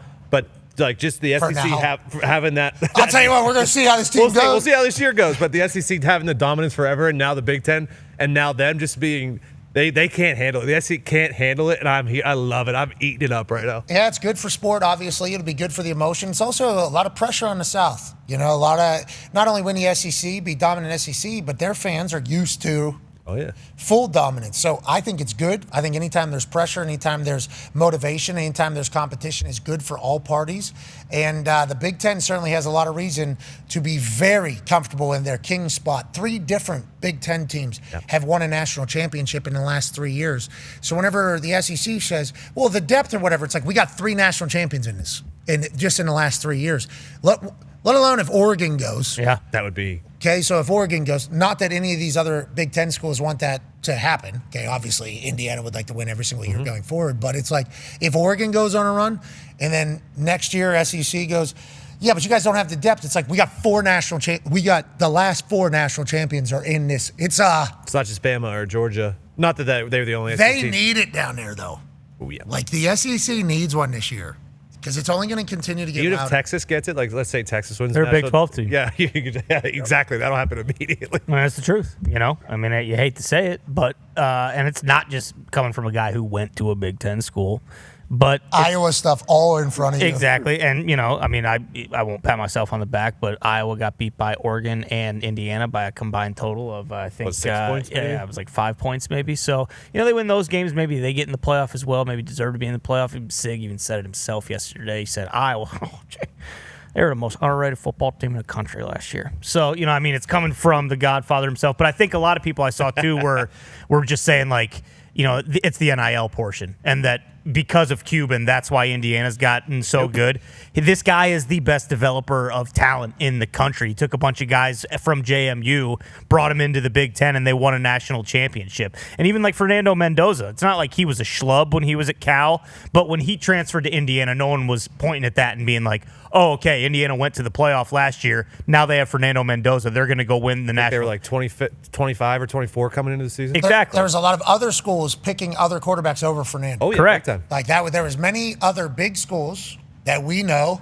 I'm not going to put them on blast, but there's a lot of big schools that were thinking Fernando or somebody else and decided somebody else. So, Sig just gets all the best players now. Must be. And now he's starting to, and that's what should be scary for everybody. Munshawn Sales. Yeah, exactly. Preseason number 20 last year. It's all about development. We're talking about the team. We're talking about the culture. We're talking about the players. We're talking about the coaches. That's what I want to worry about, development. What a legend. The SEC, though, sees stuff like this, though, and they go, I don't think so. Gopher fans, it is time to row the boat. Hell yeah. Hell yeah. Well, Minnesota sucks, so I get if they would do that. I mean, but he's a snake oil salesman. You're not taking anything serious about that unless you live in Minnesota. I mean, Brian Kelly was doing that shit too down in LSU. So. That's a good point. Yeah, but we got to remember, I like PJ. I think PJ has the He's juice. done really well at that program. PJ got him a new facility, got him a lot of stuff, They do have a obviously. nice facility. They have a beautiful facility. Yeah. When he was at Eastern Michigan. When he was at Western Michigan, he made one of those videos as well about a new third down. You remember that? Oh, yeah. He wanted them to get, you remember they wanted to do third down, bang, bang, bang. Yeah. Yep. PJ is one of those innovative He's an innovator. guys. He's an innovative guy. He's kind of just been lost in Minnesota for a while, though. Yeah. Yeah. What if Minnesota goes on a national championship team this year? You don't know. What kind of support do they have? Do we know what kind of financial support they have? It's probably middle of the road. I don't know how many players you can get with just raw snake oil. All right. Uncut snake oil, that's a good question. This is not. PJ is a good salesman, I will say. We almost committed to Minnesota whenever we were there. We had a great time up there with them. We thought about getting into the boat. Remember, there was a boat in there. Yeah, and they maybe said, you. Run that video back. You telling me you wouldn't get in the goddamn boat if you saw this right here in front of your face, please? Gopher fans, it is time to row the boat.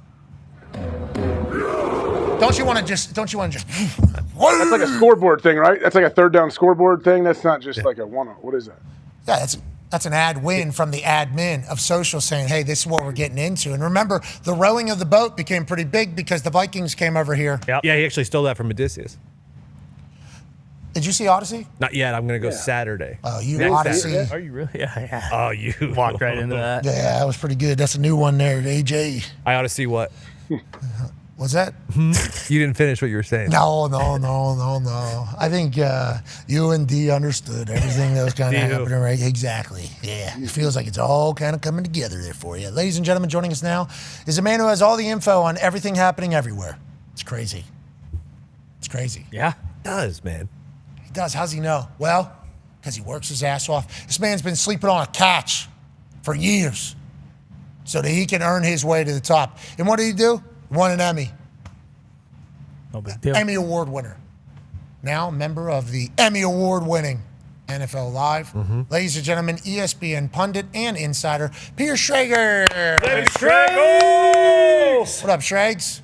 Oh, what's up, fellas? I love that PJ video. I'll tell you what, there was a moment in time, probably 3-4 years ago, where he was the hottest name in NFL football. And it was PJ Fleck is going to be the next guy. If they get back up there, that could be the conversation again. But that was a wild video, and that is what you have to do as a college football coach these days. Thank you. Yes, has to do that. Yes, he does. See Sig doing any bullshit like that? Yeah, at the beginning he said, we're on Ohio State. He did all that. He called a shot. He's not doing whatever happy bullshit that is. Okay, that's an Iowa fan. I saw Kirby. I think Kirby was doing that last week too. Was he? Well, I don't think he was. Okay, well, that's Brian Kelly was the famous with the rotating, the yeah. That was he had a whole new voice. Okay. You remember he did that? Oh yeah. PJ Fleck has always been trying to drive up juice wherever he's at. I get it. Next on mentality. Okay, so we always hunting like a shark. Never stopped. Never stop. Always going forward. We enjoyed PJ Fleck. But boy, nobody's talked about Minnesota in years. I mean, game day was out there. Remember in the middle of the snow? Yep. I thought they were going to go on a run. I guess you just can't keep up with everybody else's money, talent, and everything going on in the modern Big Ten that we live in. Now, on that note, we would like to wish good luck to PJ and Minnesota and the Big Ten and to the SEC. Let's pivot to the NFL. Tampa Bay's not happy with Bake. Bake's not happy with Tampa Bay. We referenced his press conference yesterday during our going camping. He also had a side interview with Jeremy Fowler. We also think we saw him with Pete Briscoe. I think we saw Pete Briscoe sit-down interview. And in all of them, he was letting people know that he was not pumped about everything that had happened during the negotiations. Now Schefter's telling us that the Tampa Bay Buccaneers have let the word out. We're not thrilled that he's doing this either. So this is franchise quarterback, 31-year-old quarterback, has won for you, and we all kind of know what the comps are and how much everybody should be paid at this stage and they're not getting a deal done, and Baker's pissed. And they're pissed. What's going to happen, Triggs, and how does this end? How do you see this ending? And is this just going to be a tumultuous year that Baker's going to have to feed off the spite, and his Tampa Bay Buccaneers going to feel the same way? How do you kind of see this working out, you think? You know, it's funny because I've interviewed Jason Light, the GM, 1,000 times. I know Greeny, not our Greeny, but Greeny in Tampa, who runs the salary cap there. He's been there 20 years. And these guys, to a man, have never spoken about a player, a leader, or person like they talk about Baker Mayfield.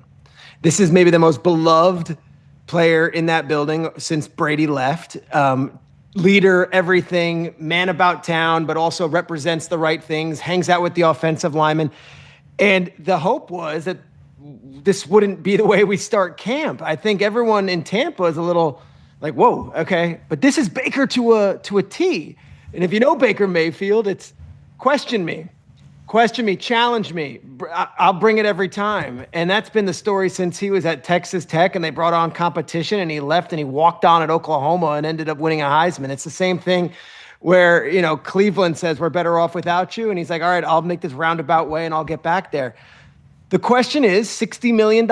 Is Baker Mayfield a $60 million quarterback? And in a lot of ways, you say, well, I don't know, but in this day and age, if you have Baker Mayfield and he is the guy and he is representative of that city and is so good for that organization and has taken them to the playoffs, pay him whatever it is, because in a year it's going to be $70 million, or in 2 years it's going to be $75 million. The salary cap keeps going up.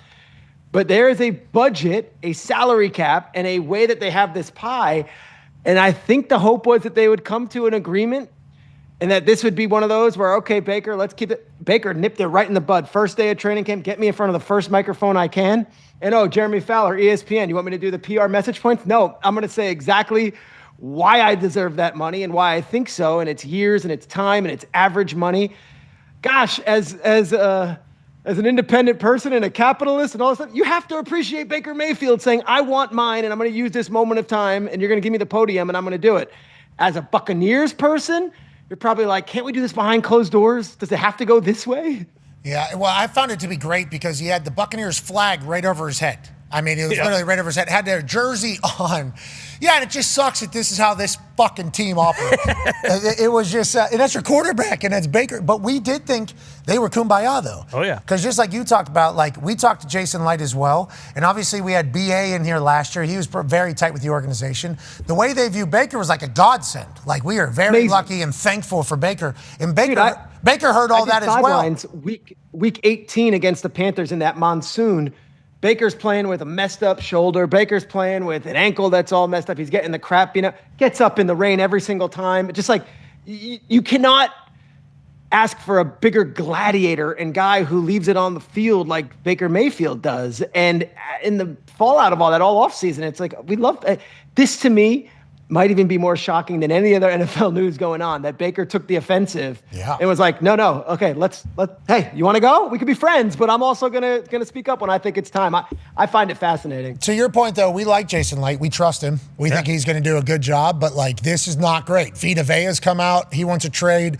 Baker's come out. He's not happy. It's like, that's a lot to deal with going into a football season where it's already hard enough to win. You know, it's already hard enough to win in the NFL. And then you look at the Saints, it's like the Saints are actually throwing a parade down there. I mean, they actually have a parade happening. It's like the NFL will not wait for you to figure out your drama. The NFL is going to continue. Let's last question for me before the boys have theirs. Patrick Mahomes running his ass off at practice. They're running options, fake pitches. He's deking people out. He looks nimble. He looks fast. Chiefs fans are wondering why he's running and getting a little negative about it. I just saw him double step on his left knee right there. I see him being very healthy. I love that they're doing this. I like that he looks this good this early. What is kind of the word out of camp that you're hearing not only about Mahomes, but the rest of that team, Schrags? Yeah, that he's ahead of schedule and looks amazing. But how do you govern this during training camp? Because he is coming off the ACL. The historically, Patrick Mahomes has played in the second preseason game, does it at Arrowhead and plays the full first half and has a couple great plays and gets the fans excited. I think is going to be a really interesting decision. Do you put him out there in the preseason this year? Do you let him even do that because it's just what he's always done? Or do you gradually ease him into this and say, you know what, Why don't we just do the practices? We don't need to put you against live bullets in a preseason game where someone might be wanting to make a point and try to make a roster. They've never protected Mahomes in any way like that. They've always let him just be Mahomes. He's a bird that's, a caged bird, go free in the preseason. Do you? That's right. Whatever it takes. This year, I wonder if they govern it a little bit and see, hey, maybe we don't need to see you in the preseason. Let's start week 1 and let's go there when you play Denver on Monday night. AJ, you see the same thing as me, right? That first clip zoomed in. He does a double bounce on his knee. Could have got over right there. Could have got over his toe. It's like the amount of strain that is on that knee and that double hop right there. Immense. Would hurt so bad if you had any pain going on. Yeah. And then afterwards, him skipping. There's no lameness in that left knee. I mean, he is bopping around right there. It might be a little stiff because he has an entire brace on it, but he's skipping. I think feels great. Yeah, this is a guy who feels very good about where he's at. I think that should be good news, not bad news, personally. But I do appreciate Chiefs fans going, Andy, come on! Pat, you said you weren't going to do this. Put him in a bubble out here. It's like, I think he needs to see where he's at. And I think as soon as I see that, if I'm a teammate of his or if I'm a fan or anybody, I'd be like, yes, he is very healthy for this particular time. Because there wasn't that long ago that we saw a highlight of him rolling to his left and throwing where Dr. David Chow came and said, TBD on if he'll be, week 1 or whatever. And then now you kind of see him skipping around. It's like, yeah, Mahomes is just like we thought he was. Middle of that dance floor. Mm-hmm. I was going to ask. Up on that You stage. saw it. Yeah, it was very early, just watching like, geez, all of the Chiefs are here, doctors, coaches, everybody, and Patrick's going to town up there in front of everybody. At some point, somebody would say, hey, you can't be like that. Just like the Malik Neighbors softball thing. The amount of people that had to let him onto that field, I think you heard me and AJ say, he had to be let out there. Now, obviously, it looks terrible, but he had to be let out there. On the Giants beat, Ty actually has a question for you about all of that. Yeah, Shregs, I mean, a little bit of that. Like, in terms of when you look at what they are doing, Cam Scatabo, is he going to be their go-to guy this year? We know their backup is very good, and we had Art Stapleton on yesterday who said, listen, everyone likes Jackson Dart, and they're excited about him, but the way Harbaugh is, like, they want to be a run-first offense. Do you think Scatabo, everything's good with him? We saw, again, I know you saw it, Fanatics Fest, he does the backflip. It doesn't look great. He's had a bunch of stuff like that this offseason where he's kind of showed, hey, the leg is good. What do you expect out of him going forward this year? I was actually surprised the Giants didn't go big after just getting another running back in free agency, just because they've built up every other spot of the roster, and that one still might be a question mark. Scatabo was awesome in his limited time last year. Tyrone Tracy does things inside the numbers, but also can be a pass catcher. And, of course, you've got some of the veteran guys that are still there.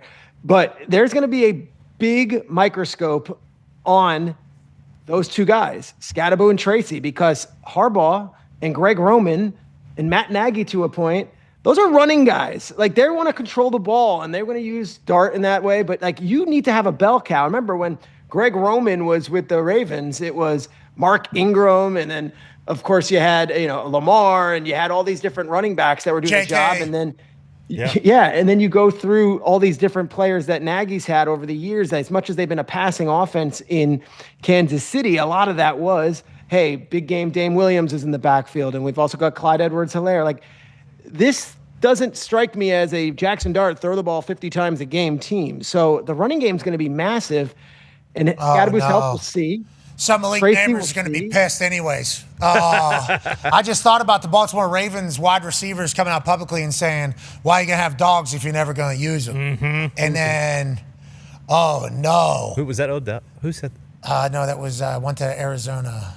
Hollywood. Was that Hollywood? Yeah. Deep threat, right? Was it Hollywood? Yeah, so is everything going to be okay with Malik Neighbors, who, once again, you put him above Terry McLaurin. I think that was last year at this time. Yeah, and I still will. Which, by the way, every Giants person we have talked to has echoed your sentiment like, yeah, he is. If he can put it together, he will be. Do we think Malik Neighbors is going to have another breakout year for the Giants, especially if they're going to have success? Or is this going to be something he's going to have to get used to, of being Patrick Ricard, Tracy, Scatabo, Big Motor Devin Singletary, Devon Singletary also there. So whenever you think about the run game versus having an ultra talent that you all have said is top 4, top 5 in the NFL. The rest of the league, we haven't seen it much. I think we haven't seen it much. We're excited about the opportunity because he looks like an absolute monster, of course, and his highlights are outrageous. But how do you think that all works out? And how do you think Harbaugh's handling the entirety of this new Giants franchise with a lot of expectations very quickly? Well, I think one of the reasons Harbaugh took the job was talents like Malik Neighbors. This cupboard was not bare, and Malik Neighbors has the opportunity to be a top 5 wide receiver in this league, if not better, over the course of his career. Unbelievable talent, breakout game against the Colts that we're seeing here 2 years ago. Of course, gets injured in unfortunate fashion, but the sky is the limit. And the fact that he's actually running routes and moving and with the team at Greenbrier is an amazing thing. And I believe that I would have no fears if I'm in fantasy football or if I'm a Giants fan, and that just because they like to run the ball, that Neighbors isn't going to get his load of action too. If anything, I would expect him to be the focal point of the offense and then the running game to complement him. I'll tell you what, good run game is great for a deep threat. Yeah, great for a deep threat. Yeah, Load that box, baby. Yeah, you got Patrick Ricard, massive body. You got Scadaboot, massive body. You got Jackson Dart, massive body. You're going to need humans down the box. Got Likely also now. Which drafted Maui Noah and moved him inside to guard. Yeah. It's like, are you guys in on Giants? It's such a funny, I'm in New York, and it's such a funny topic because all anyone wants to talk about, and it could be anything from we're going to win 10 to 12 games to we're already too hyped and we're going to win 6 games. Where do you feel on it, Pat? I think Giants fans probably have a little bit of sense of being jaded, with everything that has kind of happened through it all. I mean, the McAdoo years probably are a little bit difficult, especially coming out of everything that you had. And, the Eli Manning kind of exit and how that whole thing ended, debacle, I would say. And then, obviously, the Hard Knocks inside saying, Saquon ain't worth that money. Get him the hell out of here. And then, obviously Saquon going on to be the MVP. So I think Giants fans probably have had a lot of examples and reasons to not believe. I think that's probably why some are still negative. I just like how positive Giants fans seemingly are. I think Giants fans being this positive is pretty wild to kind of experience because I don't know what you're going off of. And they're like, well, before injuries, like when this guy wasn't hurt, he was unbelievable. When this guy wasn't hurt, he was unbelievable. Now, technically, in theory, we're all back together with a better coach. We should be good. And I'll tell you, I'm a buyer. I believe it. I've been with Bruce a lot throughout this entire. I believe they're going to be good. I think because I respect John Harbaugh as well as like a winner. Do I think they're winning the Super Bowl? No, I'm not doing that. I think they're going to win the division. You got them winning the NFC? Yeah. I actually picked them to win the East yesterday on Hammer Done. Yeah. As did I. I'm not laughing. I think it's 18 possible. They were 18-1 last year this time. This year they're sitting there at 6-1. So, I mean, the sports books think it's a rosier picture as well. I think part of it, though, also is just that the Eagles and Cowboys are always going to be, pretty good programs, good institutions, and it's always going to be a challenge for the New York Giants. And, yeah, we've been in hell since we fired Tom Coughlin, basically.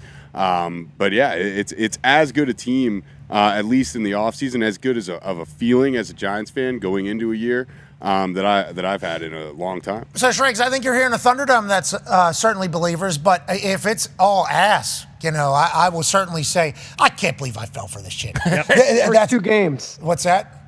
First 2 games. Sunday night against the Cowboys. That's a litmus test. Let's see how this defense looks. And then they go to L.A. Yeah, it's tough. And they play the Rams on Monday Night Football, 2 nationally televised games. And what I would say was the offseason of John Harbaugh being treated like the Pope or something in New York. Like, you would think this guy is coming in. He's Phil Jackson with the 11 rings. It's amazing. It's like, oh, we got John Harbaugh, so it's done. Like, we're good.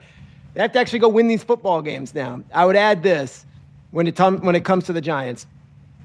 Reese is very exciting. I don't know how they're going to use him. Abdul Carter had some moments last year. Let's see if he's going to be good. Thibodeau, like, you have all these guys in the front 7 that are freaks that were top 10 picks.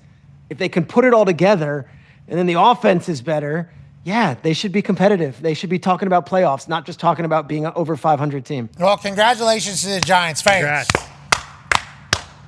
go get it this year. Over under 7.5 feels like sports books are like, let's do reality here. Okay, that's what they're saying. For sure. But it feels like everybody in here is pumped about the other side of that. Okay, let's move along, shall we? Tone has a question for you, Shrey. Yeah, Shregs, let's talk about a team that's not being talked about, and that would be the Jacksonville Jaguars. And Liam Cohen talked about it this week, that he's looking at all these websites and all he's seeing is pictures of Caleb Williams and nothing on the Jacksonville Jaguars. I saw that you talked to him this week, and you're talking about Travis Hunter, who looks very, very good. He looks like he's put on some really good weight. What are your thoughts on the Jaguars, and what did you get from Liam Cohen when you talked to him this week? Liam's a master motivator, and he knows exactly what buttons to press and what to do. And when he showed up to camp this year, he had spent weeks building up to this point of how I'm going to express and communicate to our team what we can be. And I think a lot of this, they're leaning into this, hey, we're the 30-second market. They don't want us to be the guys they're talking about in the Super Bowl. They don't want to believe in us, but look how good we are and look how much we're ascending. Trevor Lawrence and him had an outstanding offseason. And then they have these 4 wide receivers, and I'm including Travis Hunter, who, by the way, they will be using at wide receiver, and who ran, even though he had the injury, 23 miles per hour during practice the other day when they clocked him. But between Parker Washington, who everyone says is the first guy in, last guy to leave, the worker horse, you got Thomas Jr., of course. You've got Jacoby Myers, who's your possession guy. Now you got Travis Hunter as your wild card. We don't know how they're going to use him. 4 great wide receivers, a great offensive coach, a number 1 overall pick, and a defense that had to say goodbye to Devin Lloyd, who they absolutely loved, but they have a lot of young guys that they're really feeling good about. So it's funny, like you go city to city to city. Jacksonville's one we're not going to do a ton of talking about because it's not this national team. But remember, they gave the Bills everything they could handle. And they bring back just about everybody else except a running back and a linebacker, and they got better this offseason. So I am excited for Jacksonville. It might be my early AFC Super Bowl pick. Wow. We like that. Wow. We like that. I don't know if ESPN and Disney are doing flips over at Jacksonville Super Bowl in their first year, but I am. Yeah. Well, I mean, ESPN is putting a lot. Whoever's in the Super Bowl, it's going to feel. I mean, yeah. We are getting some early looks at things that are happening.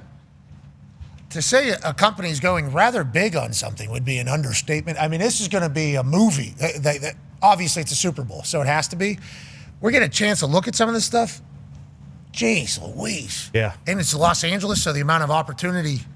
It's going to be gigantic. If Jacksonville's in that Super Bowl, I think we will all certainly be pumped because of the tale that could be told depending upon who they're playing. Could you imagine Jacksonville, Los Angeles Rams in there? Oh my God. Well, and then Liam and Sean are best friends, so that's actually fun. There's a storyline there. Well, the storyline would be the Avengers take on a team from Duval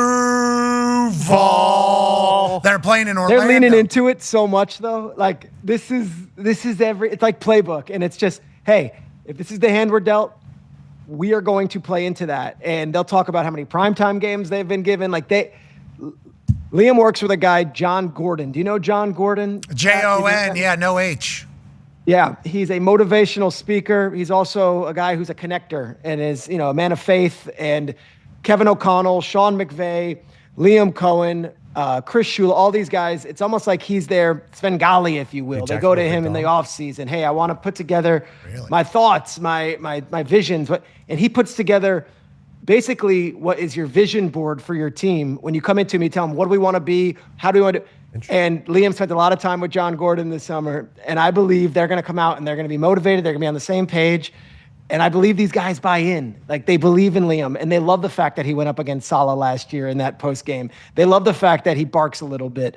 So this Jaguars team is one of these smaller market teams with a giant chip on their shoulder, and I can buy into that. I love Liam Cohen. I love the Jacksonville Jaguars. Good luck. It's going to be a tough road in the AFC South. Let's never ever forget about that, especially with Danny Dimes being back. I'd like to know a little bit more about John Gordon here, okay? Because anytime I'm hearing somebody is helping shape, there's only 32 jobs. These NFL coaches are some of the greatest motivators, leaders on earth. If they believe somebody else can assist them, I think that's a massive compliment. Now, John Gordon is a motivational speaker. What is John Gordon? What is author? He's an author. Like, like Ryan Holiday, like those type where like you read these books and it kind of centers you and it gives you, this is the guy, John Gordon. This is who they believe. I love the image. Tim Tebow, all these guys go to him and it's like this counselship almost. And a lot of it is faith-based. And John will talk to them about, let's Let's ground you and let's build up what you want to be, and then let's build it around your Bring him in. organization so we We can need set to the bring him in. culture for the team. And we might think it's a bunch of hogwash, whatever, but Who's we? Whoa! I'm talking about us sounds like that. Sounds like that. We're is bringing him we. in, Treg. There's a we. Hey, that's not the pronoun we're looking for in this particular conversation. We have not met John Gordon yet, okay? You could use I and me if you would like, but the we in this particular setting, not accurate. there could be cynics. That's Okay. all I'm saying to any Son. of this stuff. But if you're a real leader and you look to other leaders, he's the guy they go to. I love that we're doing a whole thing. I was just mentioning his name. John Gordon is one of the most influential and sought-after leadership authors and speakers today. He's a consultant to numerous leaders, CEOs, NFL, NBA, and MLB coaches, championship teams, and high performers, and an inspirational teacher who has helped millions and millions of people have a more positive mindset. He's the author of 32 books, including 19 bestsellers. Holy shit. 19. Modern day Tony Robbins. No, I was gonna say more like the modern day Joel Osteen. No, I was thinking more like the modern-day Gandhi. Is that this That's guy? high praise. Is this guy Shinzu? That's high praise. Sun Tzu? Could be. Who did Treg say earlier? Who did he compare him to? Ryan Holiday. Yeah, Bengali. Yeah, he did say he's kind of their Svengali. Bengali, a shaman, if you will. Yeah. Oh, a guru, this guy. Yeah. Guru. Hey, congrats, John. We appreciate what you're bringing to the NFL. Now, got to keep eyes out on his teams, how they do. Yeah. You know, we got Wonder if cousin him and Big Daddy work Minnesota, Minnesota, Rams, Okay, hold on. Jacksonville. The John Gordon Network. Minnesota. The John Gordon teams. The other guys hate him or what? Does he work with Big Daddy, Shregs? Do you know that? Big Daddy of Coastal Advisors? No, I don't know if they have any. Best life insurance man in the game. Okay. That's what we've been told. All right, yeah, we've been told he also put a Batman mask on himself because we called him vigilante, so we respect that. Speaking of vigilante football, there is a huge storyline that kind of came out of nowhere for us. Dan Orlovsky came on the show and talked about Max Crosby. Is he going to be a Raider at the end of the season? And then Jerry Jones comes out and says, hey, listen, I'm dealing the future for today. I'm making a big prospective move here. And everybody's like, that's Max Crosby. That's Max Crosby. Then he came out and said, I didn't say Max Crosby. I don't even know Max Crosby because I don't want to tamper anything. Why is his name up? Ty has a question for you. Yeah, Shregs. Are you hearing that Max Crosby might be available again? I think when that trade got rescinded with Baltimore, we were all just assuming like, okay, you know, he put out the Raider Way song. We assumed he's gonna be a Raider for life. But is there a chance that he gets dealt like before the season gets started here? Like, are the Cowboys in play to potentially get him? And if it's not the Cowboys, like is he's kind of are the Raiders still shopping him? They've already traded him once, I suppose, so maybe they'd be willing to do it again. But what are you hearing about Max Crosby? All I hear right now is how it's kumbaya over there, and he's excited to be a Raider, and let's pretend that whole thing never happened. Let's turn the page, and let's just, tackle a new challenge here with a new coaching staff and new quarterbacks and the whole thing. But you better believe if this team starts out not necessarily in playoff contention, come the trade deadline, his name's going to be the number one name because they've already traded him once. True. I don't think this is like Jerry last year where it was like he was, looking to get someone and he was trading Micah Parsons. I don't think there was any breadcrumbs there. I would be surprised if Crosby is traded before the season starts. It seems like he's on board and they're on board, but as we always say, it's a week-to-week season, and with the trade deadline looming, if they traded him once, they could definitely trade him again. Yeah, but he's putting out a lot of stuff saying how much he's a Raider. Don't we think that he would? It's not from his side. Well, but wouldn't he be hearing from the other side then that he's at least? I don't know, man. You think they would reach out if they came in? I think there's a new coaching staff, fresh start. Like, I feel like it's all love right now. Okay, it'd be tough, wouldn't it, Pat, though, to tell him, like, hey, I know you're multi-talented and you do all this, but easy on the Raiders gear, Raiders stuff. We might be shopping you a bit. Hey, we heard the sample, we think, Raider Way. We're deciding what that looks like actually going forward, not you anymore. Take the song down. Now.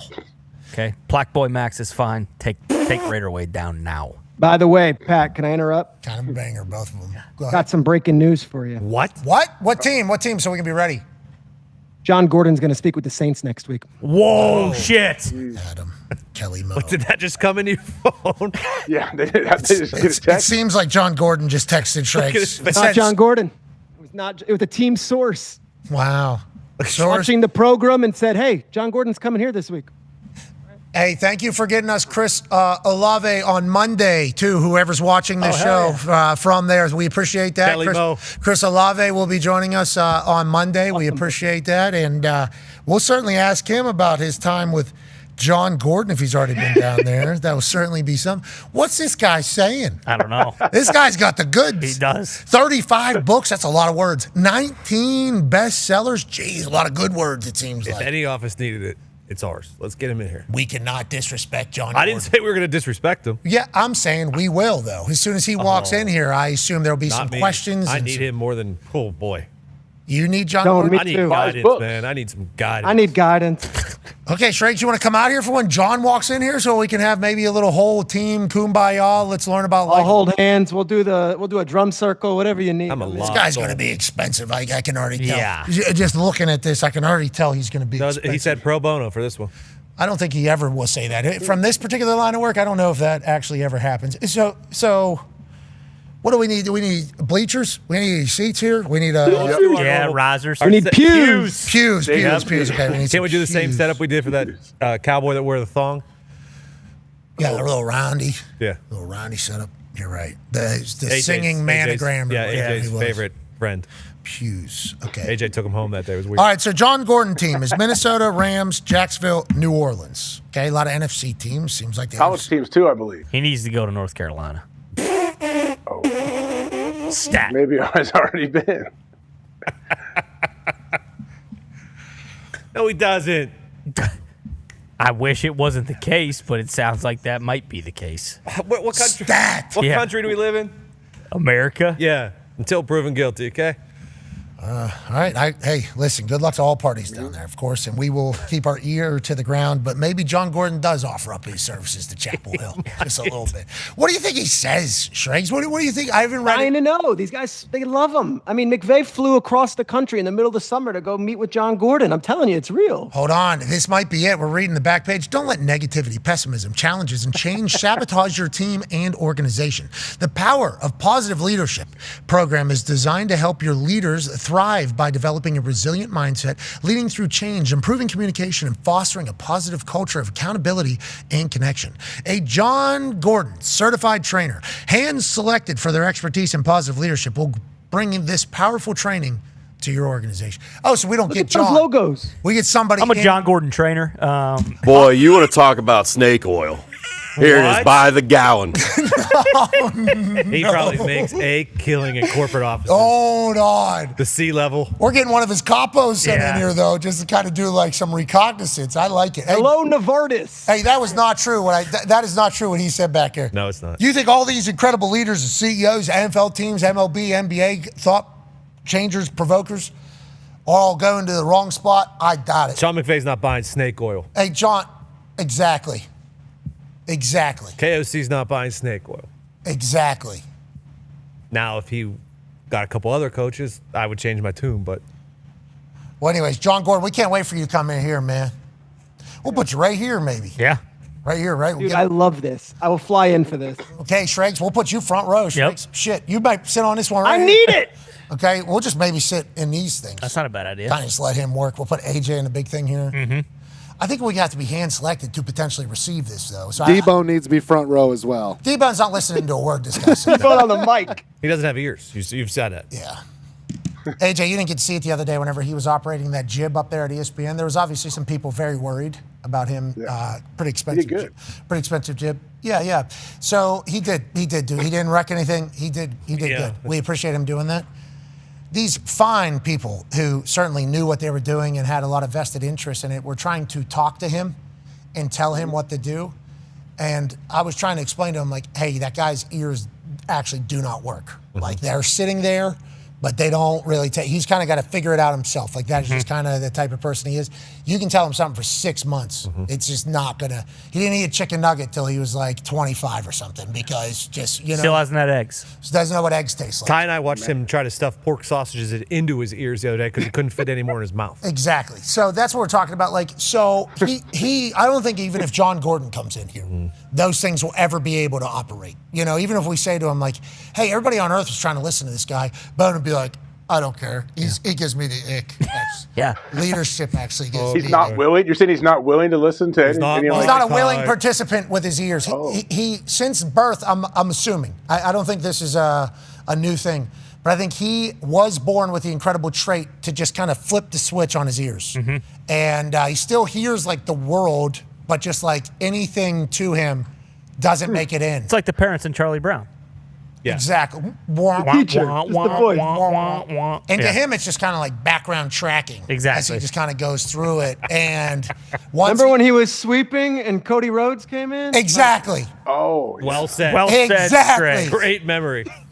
Yes, Shrakes.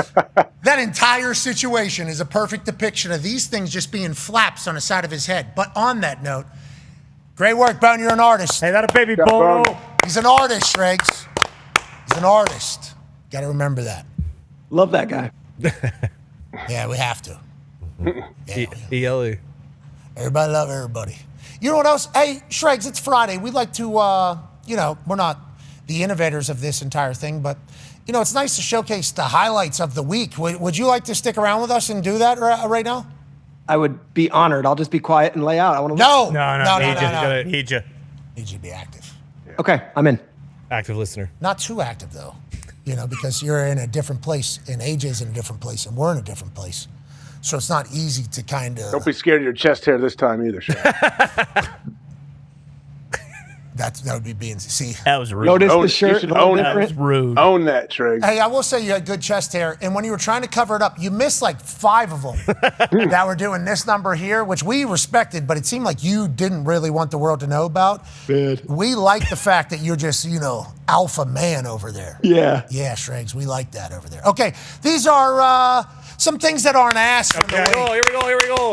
A lot of camp highlights, obviously, because football is back. Let's go down to Carolina. Jalen Coker. One-handed grab. Shimmy shake. Has a guardian cap. No gloves. Give me that. Now, he created it a little bit so people would judge, but him not wearing gloves and having his gloves in the back of his pants, I appreciate. AJ, if you could do it with no gloves, you could certainly do it with gloves on. I like he's making the world harder on himself and then showing up still. No question. You just got to make sure if you're not wearing gloves and they're tucked into the back of your pants, you better make that one-handed catch in practice. Your coach will be pretty upset. Yeah, this is the people who have their hat backwards doing this number here, trying to block the shade. Yep. Yeah, certainly me as well. Or sunglasses on top of head as you can't see anything. Maybe a fly ball is coming.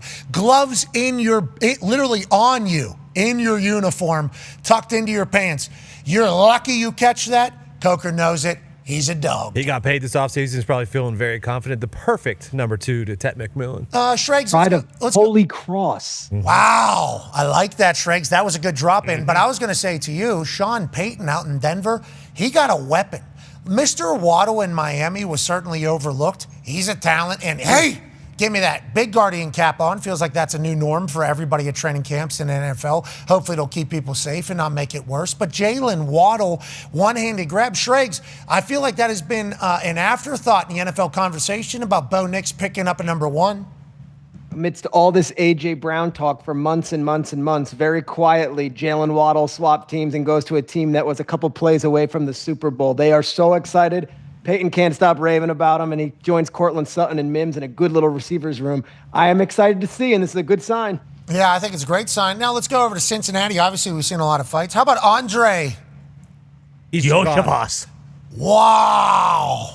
Toe drag swag, I believe is what Nate Burleson says. Now, I do like the pants cut off in the middle of the thigh. I would like to have the tightness of the pants on. I like the look of my thighs. I got a good little definition in the offseason doing one-legged squats and split squats. And look at the toe-foot control in the highlight green shoes. This guy's got a lot of moxie, a lot of pizzazz. I like what we're doing here in Cincinnati. Yeah, Tyler Boyd used to be the number 3 there, was incredible there. Now Andre steps in, he's the number 3. He's had a couple good years in a row. Sees a lot of single coverage in that offense. Yeah, with T and Jamar obviously out there. Contract year, I believe, as well. Yeah. Oh, big time. Insane college career at Princeton and was a track star.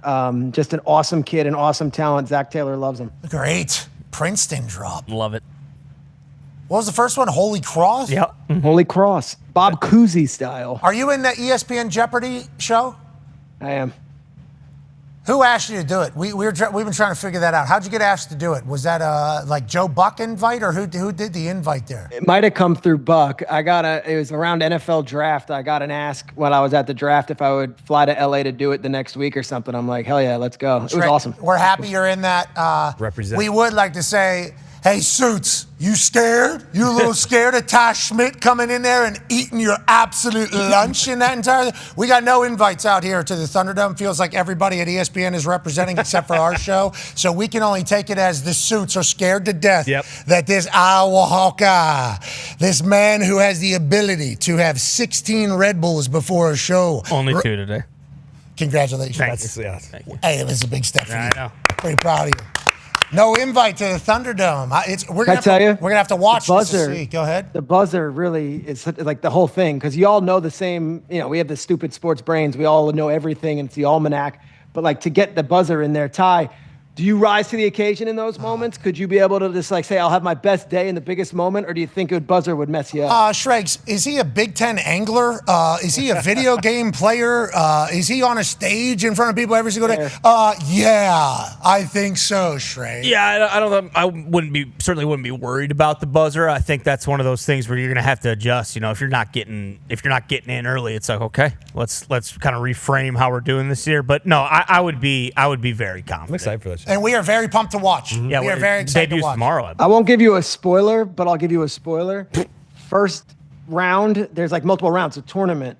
I took a blowtorch to the competition. And was like, I'm not. And then the second round, you'll see how it goes. It was a battle, and it was quite humbling. Okay, Shregs, I like to hear that. Now, granted, it feels like I do know what happened in the first 2 episodes with Shregs in there, and we'd like to say congrats on that early. Success.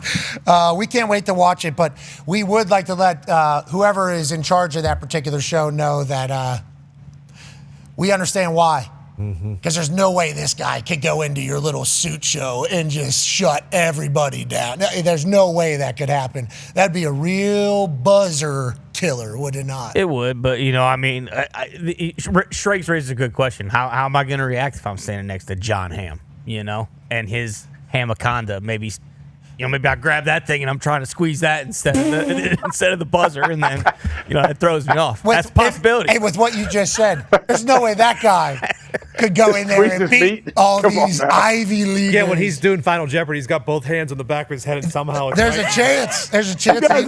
He might win it all. There's no reason that guy though that says that and immediately goes that could win a super suit Jeopardy. He's too silly. No, couldn't do that. Couldn't do that. By the way, you got to have Ham on the show. I want to hear his thoughts on Jeopardy. We'd like to let Mr. Ham know he is welcome on this show anytime we are. Ty, you could ask him about those rumors. Yeah, we have. We've already talked. Yeah, we've done that. We've taken a trip down that lane before. We love Mr. Ham. We also appreciate the fact that sports trivia is coming back in a big way. Absolutely. We love it. We hope ESPN Jeopardy has great success. We hope that season 2 exists as well. And, you don't have to be scared of the big bad wolf out here in Indianapolis, especially whenever it comes to being smart. I would never put myself in there. Okay, that is not my game, unless it is. I don't know what's being asked. Sports Jeopardy, I think you'd be able to fare well in that. Pat, you'd do great. I've always been a Wheel of Fortune guy, so Jeopardy kind of scares me because normally you have to be pretty well read. But if it's sports, all sports questions, then we can kind of cook in there a little bit. Joe Buck didn't want Ty Schmidt to eat on ESPN Jeopardy. That's what I heard. Bummed out about that. What are you going to do? Joe Buck's so good. We love Joe. Love Joe Buck. Have a great weekend. We'll see you on Monday from Steelers training camp. Goodbye. Good send-off. Yeah. Joe Buck didn't want Ty Schmidt to eat. Let's watch and make sure it's something we'd be good at, though. There is a chance, that like I said, I've been playing Sports Jeopardy, circa 1995 on Sega Genesis, and I was faring pretty well back then. Traeger gets it, Great game. On the PC, baby. Oh, is that where you were playing it? Nah, I was playing it on the Sega Genesis. Yeah, that Joe Montana Jeopardy game on Sega? Yeah. That's awesome. Sports Talk Football. What's that? Is that Joe Montana Sports Talk Football. So awesome good. game in between Tecmo and Madden. Awesome Genesis game. Are you a gamer? Oh, that era, that's all I did. That raised me, yes. What about Mario Kart? You a pretty good Mario Kart player? Oh, yeah. Game Genie. GoldenEye, Game Genie. What was that game that you guys all got addicted to? The first one that really started killing people. You started shooting people. Call of Duty. Call of Duty.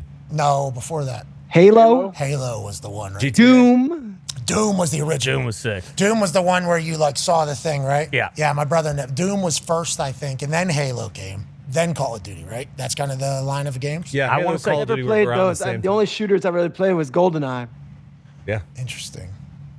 I watched. My brother was great at video games. I watched him play a lot. I was ass at video games. I was so bad. Mario Kart, the only one I could really cook in. Yeah.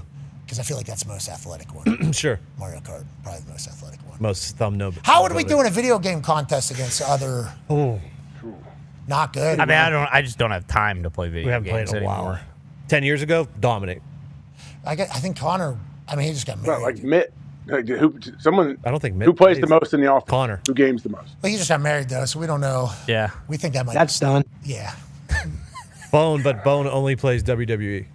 Yeah, he's good there though, because I think all you got doing that one is. Yeah. A lot of button mashing. It's weird. He's always playing bra and panty matches. Oh, for did you some guys bring reason. up SummerSlam? I wanted to ask Triggs what his favorite match on the card is. Yeah. Night 1 or 2, doesn't matter. I like Dowhausen versus Miz. Well said. Me too. Who's that again? That guy won you a fucking NBA title. Dahn. Look how happy he is. Against the mic? That guy won you an NBA title. That's disgusting what you just did. I love that guy. Yeah. Who? Dahn? That was awesome. Danhausen. Danhausen. Yeah, he was cool as shit. I was in the green room with him at Get Up. He was cool. He was hanging. Yeah, he's hilarious. He's awesome. He also got a lot I of love power. that dude. He's got a lot of power. Yeah. He's got a lot of power, that guy. I think is he taking on the mic? I don't think so. Is that at SummerSlam or no? No, he's No, I just made that up. Those are two guys I like.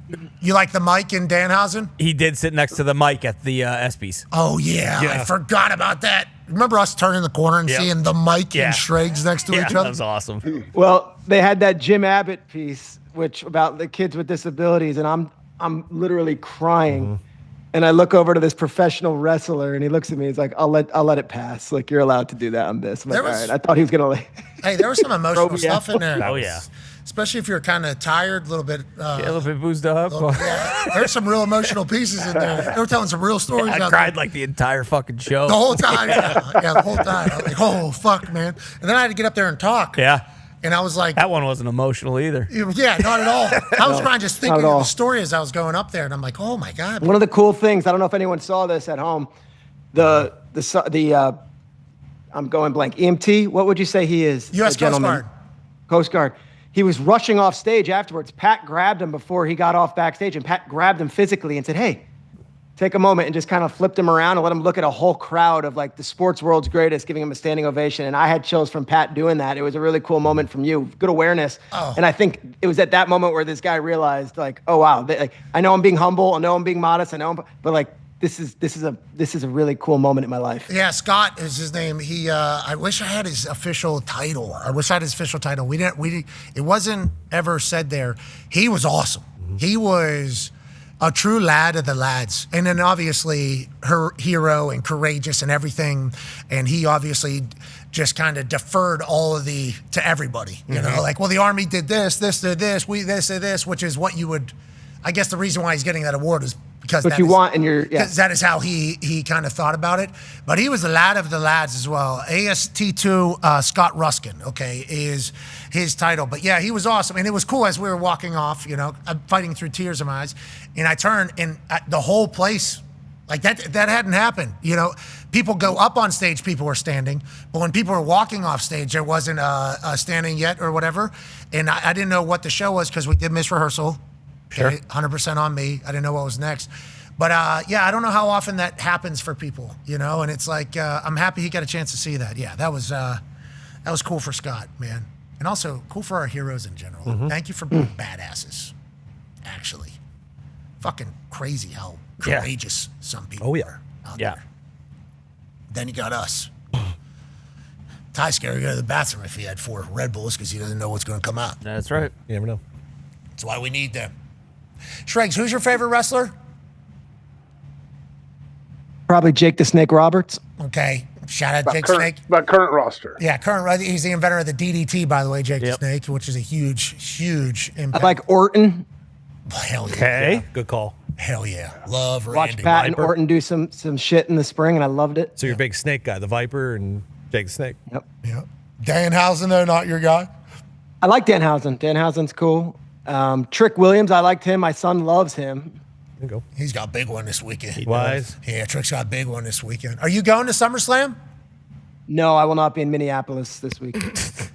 All right, well, it's a 2-night event Saturday, August 1st. We got Fatal Influence versus Nikki, Brie, and Paige. I can't wait for that one. Those are 3 Hall of Famers. Yeah. Okay, in one match. The Usos and Jacob Fatu. Holy shit. Representing the Bloodline take on Royce Keys, LA Knight, and Solo Dolo Sikoa. Okay. Who you got in this one, Shregs? You know, it's too close to tell for me. I get it. True. Tough to pick. You're right. What is that, triple When threat? these two match up, just throw the record books out. Is that a street brawl or a... Minneapolis street fight, yeah. No, that's I think that's just a standard. Standard. Okay. 6-man tag. Okay, Gunther versus Nick Aldis. Now, this one's going to involve some heavy shots. I think people forgot who Aldis is. You know, yeah, he's foreign Adam Pearce. That's what I thought he was. Sure. General manager of SmackDown. He was involved pretty mightily in me and Orton story as we were trying to save the business. Turns out Cody Rhodes had it saved all along. You know, and we were kind of misreading the entire situation. Remember, he had to deal with me a couple times. Oh, yeah. Now he's fighting Gunther. I think he's ready. Is anybody ready? Shregs, who do you got in Gunther versus Aldis? I'm going to go with Gunther on this one. Yeah. Everybody feels that way. That might actually motivate Aldis a little bit, huh? It could. He's one of the most violent champions in WWE, so it would be No. tough to... The. Oh, the. Is That's that not on me. Wally? Pip? The artist formerly known as Wally, yes. He was never known as Wally. He was Walter. Were people chanting Wally? Wall A. I swear they used to chant Wally for him. No. They never said Wally. They never said that like Goldberg. Maybe not. No. Gunther. Never said Wally. They never said that. We're all on Gunther here? Yeah. We don't like foreign Adam Pearce getting a win? No. No, he's not the most violent champion. How about Liv, champion versus Io Sky? Liv. The technical difficulty in that match is going to be through the roof. Is this the first time she's defended the strap? I saw that stat across the bottom of the screen. It's been forever since she's defended this title. It's like Liv works whenever the right person shows up and gives her a challenge. That's why Liv is the champion. I like Liv to win. Shregs, you got Liv or Io Sky? I got Liv on this one, guys. Oh, she retains. How about you, AJ? You know what, guys? I think Io Sky's going to take this. Whoa! Hate to do it. I hate to do it, but I got to trust my instincts on Son of a this. bitch. Okay, all right. Jeez. Let's Very get technical match. Yeah. CM Punk versus Cody Rhodes. A lot of history here, obviously. Now, just about a week ago, it felt like they were kind of all fun and games. But we know Saturday night, when they get in the ring, it's going to be a masterclass. Who you like, Shregs? CM Punk or Cody Rhodes? Cody Rhodes. Cody Rhodes. Cody Rhodes and Cody Rhodes. Cody Rhodes. Cody Rhodes. Cody Rhodes. Cody Rhodes. Cody! Who are you picking? I love the storyline of CM Punk being the overestimated or the underestimated, the guy chipping on. Yeah. But I also like when Cody has to fight back for it. I'm going to say for SummerSlam, CM Punk, Pride of Chicago, is going to have his moment, and CM Punk is going to beat Cody Rhodes. Wow. That'd be a shocker to us. Yeah, I know. This No guy gets way. the business. Yeah, it does feel like he kind of understands. AJ, who are you riding on Saturday? Who are you hopping right on top of on Saturday, maybe? So I hate to pick against Shregs, but I got Cody Rhodes on this one. Oh, you're riding Cody? Okay. Yeah. You're riding with Cody. You're straddling him on there, riding him right to Happyville. No, I won't be there, but yes, I will be rooting for him from afar. You'll be riding with Cody, riding on Cody, if you will. Ty, who do you got, Cody or CM Punk? I mean, it's always been Odio's, especially after we saw the athletic achievements he put on at Goofball Fest, I'd say that he's ready for this one. Okay, Tone, how about you? Who do you like? I hate CM Punk with passion. Whoa. With Why? The power of 1,000 suns. Which is crazy because Tony dressed as him at WrestleMania. I didn't know a ton about him at that time. You did. What do you mean? I You did know, that. it's kind of about You've been around forever. at I that do. time. I didn't do that. I had to do that stupid clobbering time thing. Yeah, you crushed that though. You were really good. I did. Just breaking news on WWE.com. They're up for a MTV Music Award, Video Award for Best Kiss too. So I hope them the best. Okay, so I think you're picking Cody Rhodes. Yeah. Okay, but you were once a CM Punk. CM No. Punk's in the best shape I've ever seen. He's ever been in. It's unbelievable. CM Punk did put on a masterclass at WrestleMania. Okay, He he did. absolutely did. It lost. Nope. Didn't. No, he did not. Am I thinking of a different? You see the title right there over his shoulder. I don't know if you see it. Did he go against Roman? Mm-hmm. He won that one? I think so. I just thought, yeah, that's just not possible in my eyes. Well, to be clear, how long ago was that? When did he would had to? That's when he had to have got the title, right? I thought Sammy had it for like a day and then CM won it. Okay. Oh yeah, Sammy had it for one day. So Yeah. Roman Anything- beat CM Punk. Yes, according to Nick, yes. Okay. Congrats to our tribal chief, by Yeah. the way. That's a big time win. That's a big time win. Yeah, it is. So that CM Punk got humbled in that, and then he came back stronger and then won the title from Sammy, and now he's defending it against Cody. Is that what happened? That's what it sounds like, yes. The fact that Sammy had the title for any amount of time, too. Jesus Christ, what are we doing? Sammy's a grinder. Your grinder doesn't mean you get the strap, brother. Why are you, Sammy has done so much for the business, and who says that he doesn't have? We've gone down this road. These two, they just don't look like a WWE champion in my eyes. CM okay? Punk does. Finally. Okay, and now he's champ. He's got Cody Rhodes though, who we got to experience. Cody is he is the business. Yeah. Everything you want in the business, Cody Rhodes is. Yeah. So I'm going with Cody Rhodes. Actually, because of all that, I'm going with CM Punk. Wow. Yeah, Pat, come on. Okay. Oh, wait, it's in Minnesota? Give me, actually, Punk's going to win. Okay, so hold on. Just by location. CM Punk in Minnesota, especially, Midwestern, going to have to do that. And then Brock in Obafemi. This one is a clash of the Titans. Yeah, you're telling me. Big guys. Give me Brock. Okay, AJ Hawk has Brock Lesnar. A gathering of the Goliaths. Mm-hmm. Saturday in Minnesota. The next of the business and the prodigy of the business. Shregs, who do you like? Brock Lesnar from Minnesota taking on Obafemi in SummerSlam Saturday night. See, I watched Lesnar walk off after that last fight he had at WrestleMania, and I was like, I'm good to close the chapter on that. Tip my cap, and now he's back. I'm going over Femi. It was a classic way to end a career. Just go off into the sunset. Oh, it was a work, brother. You got worked. Oba thought it was over too, so he said, I don't have to worry about that guy anymore. Yeah, right. The big bad alpha male of our species was still hunting him down. Paul Heyman Cried. Paul Heyman cried when Brock retired. I mean, that was good work. Yeah. That was good, man. That was really good. I was emotional at home in New York. Like, what's happening? Do we think Brock comes All out for in nothing. His, He's back. number 69 Vikings jersey? Yeah, I hope so. I hope he comes out on a motorcycle too. Just come on and let that thing eat. That'd be sweet. Oh, maybe he knocks that stupid Viking mascot off of it and he rides the motorcycle? No, I'm not talking about the Minnesota. But they are in the stadium, right? Yeah. That's a Has to huge be. stadium. Massive. Okay, let's go to Massive Sunday. stadium. Let's run through Sunday's lineup as we pick that entire card. Everybody pick Brock there, or is everybody picking Oba? I forgot it was, in his Oba. backyard. Whoa. Wow, Strakes. AJ? Brock? I got Brock. Brock all Tone? day. Brock.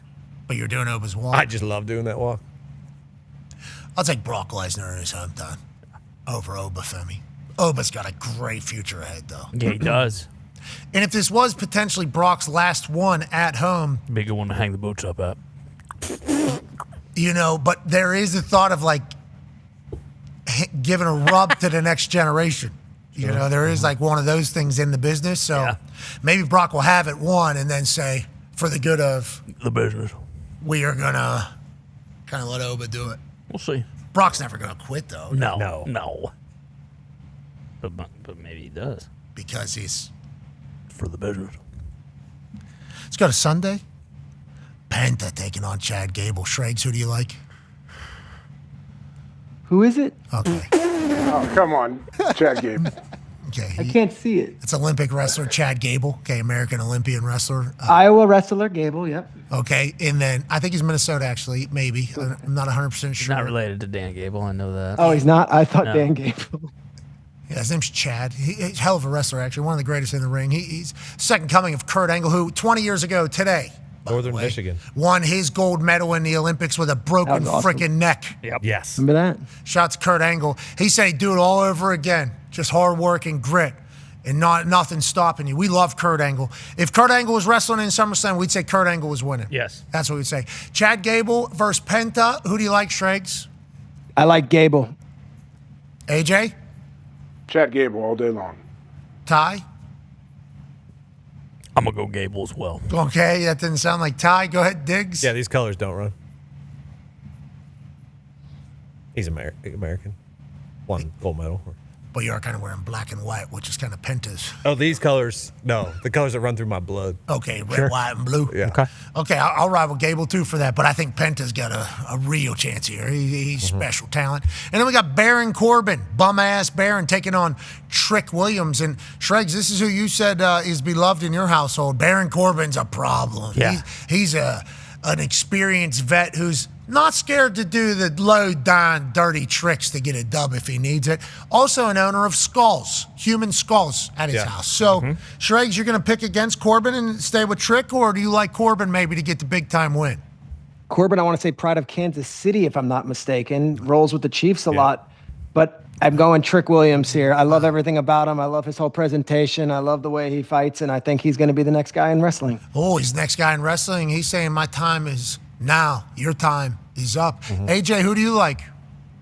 So I'm going to have to admit something. I was not prepared to pick all the SummerSlam matches both nights, but I can pivot and work in the moment. I like Baron Corbin. Okay, you need more stats? You need more. I don't need more stats. That was a strong pivot.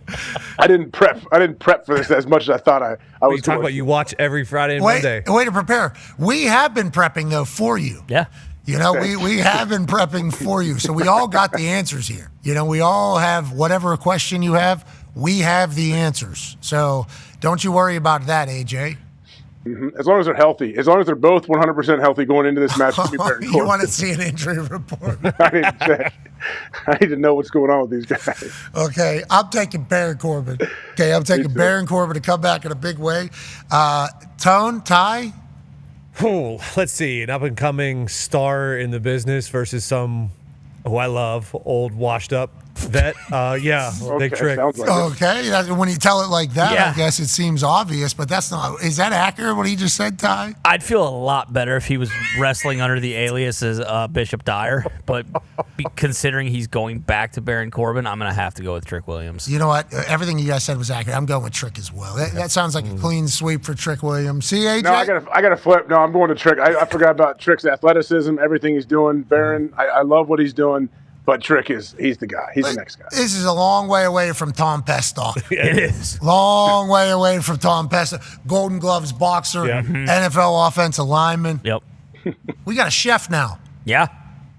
Does he still got it in him? I think he might. Because I've ended days had to wear a neck bracelet. That's right. UFC. Oh, yeah, you did. Exactly. Yeah. He's tall, athletic, fast, strong. Is he, though? I don't know, because he's been doing a lot of whiskey and online. Exactly. We're going to find out. How about Danhausen versus Dahn? And they're fighting in a Hell in a Cell. Ladder match. Just a match. They're fighting in the square circle. In this SummerSlam, we're all the fucking gimmicks. Give me a Hell in a Cell. Give me fucking a Minneapolis street fight. Where's all that bullshit? I think there is a Hell in a Cell the first time, right? Isn't that where Brock and Oba, are they doing it? Are they Cell? Yeah, they're doing Hell in a Cell. Okay, I thought so. I just need It's all there. Okay. It's all there. Just making sure. Danhausen or Dom? Who do you got, Shregs? I'm not familiar with Dom. He looks a little bit like Taylor Lewan in this photo. Yeah, Dom's a problem, I will say. Danhausen's a menace and a I'm problem. a Danhausen guy. You know it. New York Knicks. Knicks in 5. Danhausen's the reason why. Okay, I like that. Bars, actually. AJ, who do you got? I mean, I cannot pick against Danhausen, so give me him. Ty? I can't pick. I love Dom. Can't pick against Danhausen. Diggs? It feels like Danhausen's got the rub right now, but as far as, just technicians in the ring. Technical ability. Yeah, give me Dom. Foxy, is Danhausen back there with you right now? No, he's not. What the hell? All right, yeah. Do the voice, Bruce. Come on, Bruce. Hi, Jinx. Come on, Bruce. Human monies this weekend. Human monies. I lost all my human monies yesterday on the Cardinals. Yeah, I love Danhausen. He's the man. But Dom. Great. Dom wins his. Dom and his dirty tricks. Yeah. Yeah. And Dom's got people all over the place. He does. He does. But Danhausen's got those little ones. Mm-hmm. Give me Danhausen. Big time win out of Danhausen. Okay, here it is. Both former world champs, Finn Balor taking on Sami Zayn. Peter Schrager, who do you got in this one? I've got Finn Balor winning this one over Sami Zayn. Oh, we love Finn Balor. What's the crack? He's a good Irish lad. Taking on Canadian Sami Zayn. AJ, who do you like? I've been sensing a lot of hate for for Sami Zayn coming, especially from Tone's direction. So I'm going to take Sami Zayn in this one. Wow, you think maybe Tone inspires Sami to get the job done. Let's go to the toxic table. Ty Schmidt, who do you like, Finn or Sami Zayn? Love Finn. I would expect Sami Zayn to deliver several haluva kicks during this match, maybe a couple blue powder bombs or whatever. Thunder. Yeah, sure. Chances are I'm probably gonna opt out and go take a shit during this match. This one just isn't doing it for me. Coup de grace. I know. I like it. I like This is the main event. This ain't the fucking main event, Trakes. Come on, this is SummerSlam. You kidding?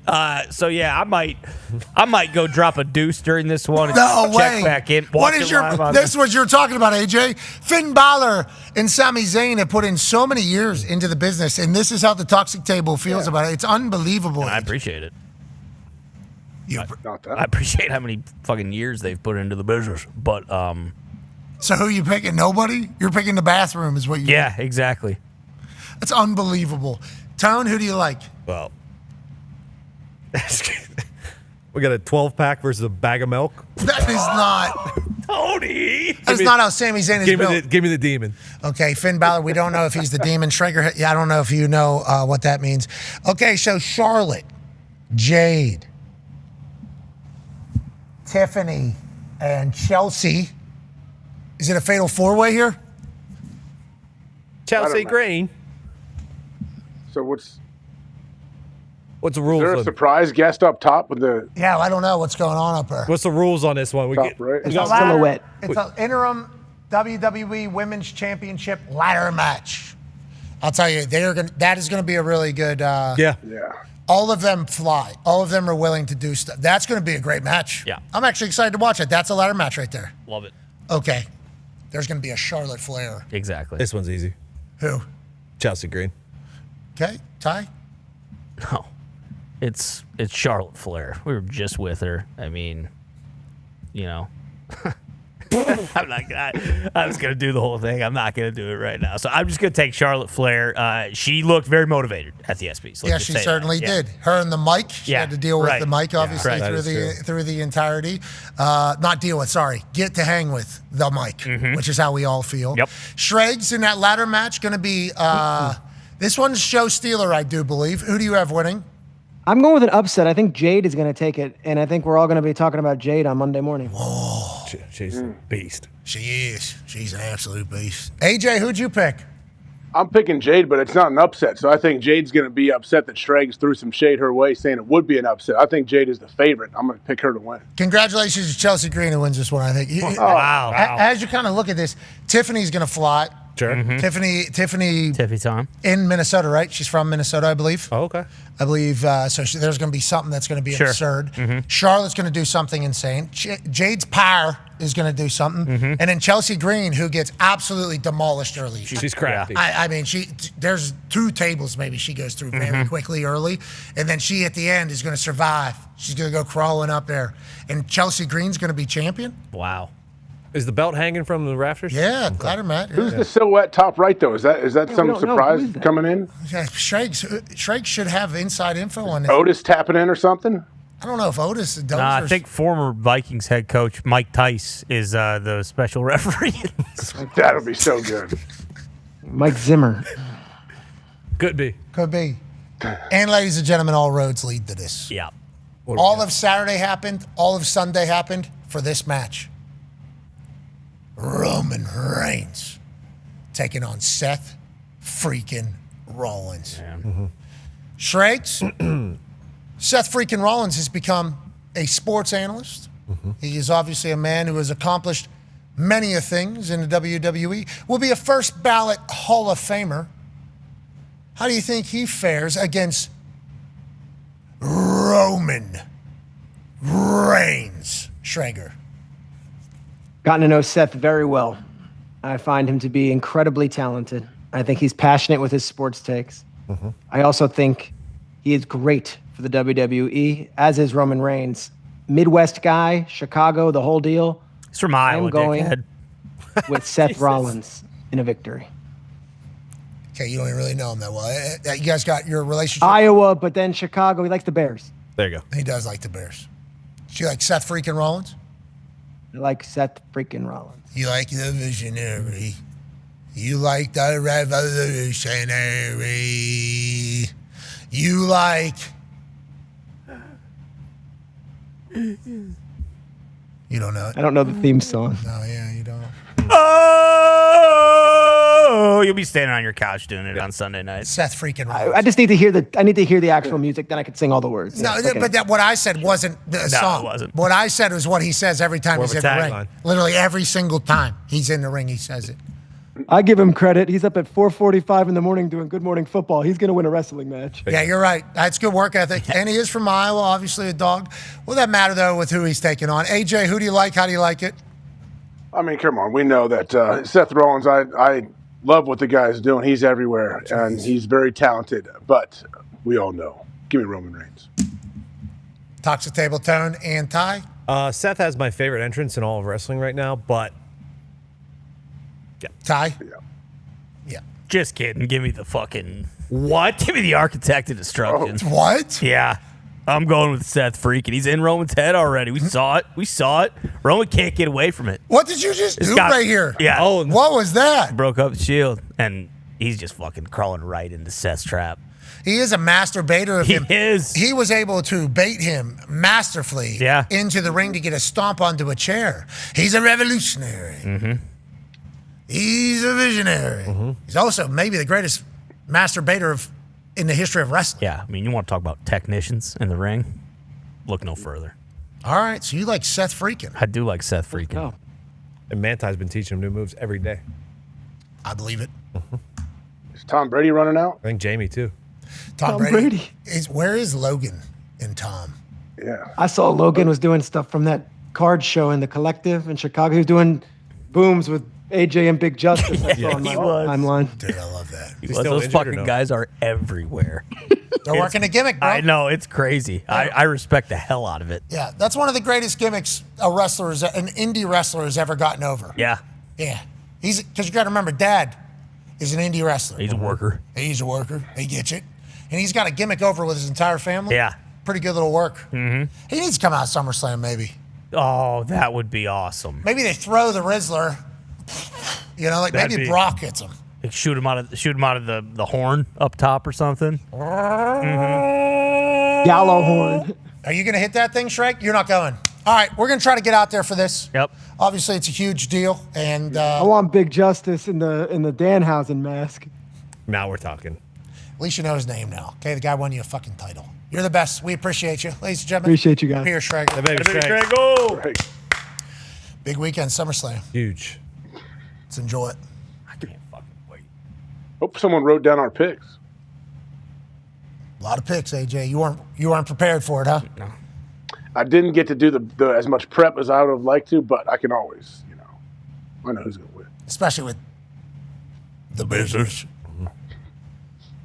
What do you like to say? Thank you for everything. All of you are the reason we get to have the greatest jobs of all time. We're so incredibly thankful. Monday, we'll be live from Pittsburgh Steelers training camp. Hell yeah. Can't wait to get out there and watch the boys work. I have no idea how that's going to go, but excited to kind of experience it. Very honored and thankful to be there. We will not be heading to the Hall of Fame on Thursday, and then we'll be on the road following. Are you okay? I just had a fucking shooting pain go up my entire arm. Left one, that's good. Unheard. That's the side you want it to be. I don't think so. We're good, bro. Hey, great work, you two. Thanks, Really, you I don't too. know what just happened right there, but Me neither. You too. good work out of you guys. Behind the glass, good work this week, boys. Good work, boys. Good work, boys. AJ, way to go. Let me Oh. A bit of tightness too. How are you? I hope you guys are all right. Graphic design boys, way to go. GDB. Yeah, boy. Zito, Tim, battling. There you go, boy. Yeah, Way to go, boys. To the construction workers outside who have no idea with every single step that they take, they are taking our power or our internet. And I know it's not their fault. So it's a little bit of an interesting dynamic. When you have to rely upon a generator every day, you learn a lot about generators. And it turns out these generators, definitely good for power at some point. You know? Fickle bunch. They are a fickle bunch. Yeah. This is too big of a generator. You need a smaller generator. Yeah, the big one actually turned off by itself because you weren't using it enough. So the generator didn't want to give power because it wasn't giving enough power?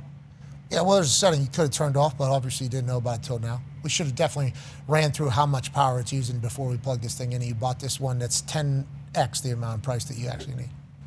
Okay, sweet. Bring that other one in. How's that one doing? Oh, actually, well, they got a little bit of an oil thing going on. I'm going to have to redo the entire engine. Sick. Let's get it. So we get another one? Well, actually, with the way it's built, we could actually take the other one and make it but it's already too big, right? Yeah, but we could change the setting to make it smaller. Be a friend, tell a friend something nice. That's what's happening, AJ. I mean, I've been thinking for years about getting one for my house. I don't know if I'm going to anymore. You need to get the proper size. I think what you need is proper size, and you need to know that, much like insurance, like when you need it, it could be there. Yeah. It could. We're not knowing for sure, though. You know, just like insurance, could, maybe. Gotta go through the proper channels. We'll certainly see if it is or not. You definitely need it, though, because maybe there's a chance you could get it. Generator feels like the same gimmick. Like, could work for you. But there's a lot of things you need to figure out. And also, this one's diesel, this one's natural gas. We've got to make sure this is clean and that one's clean as well.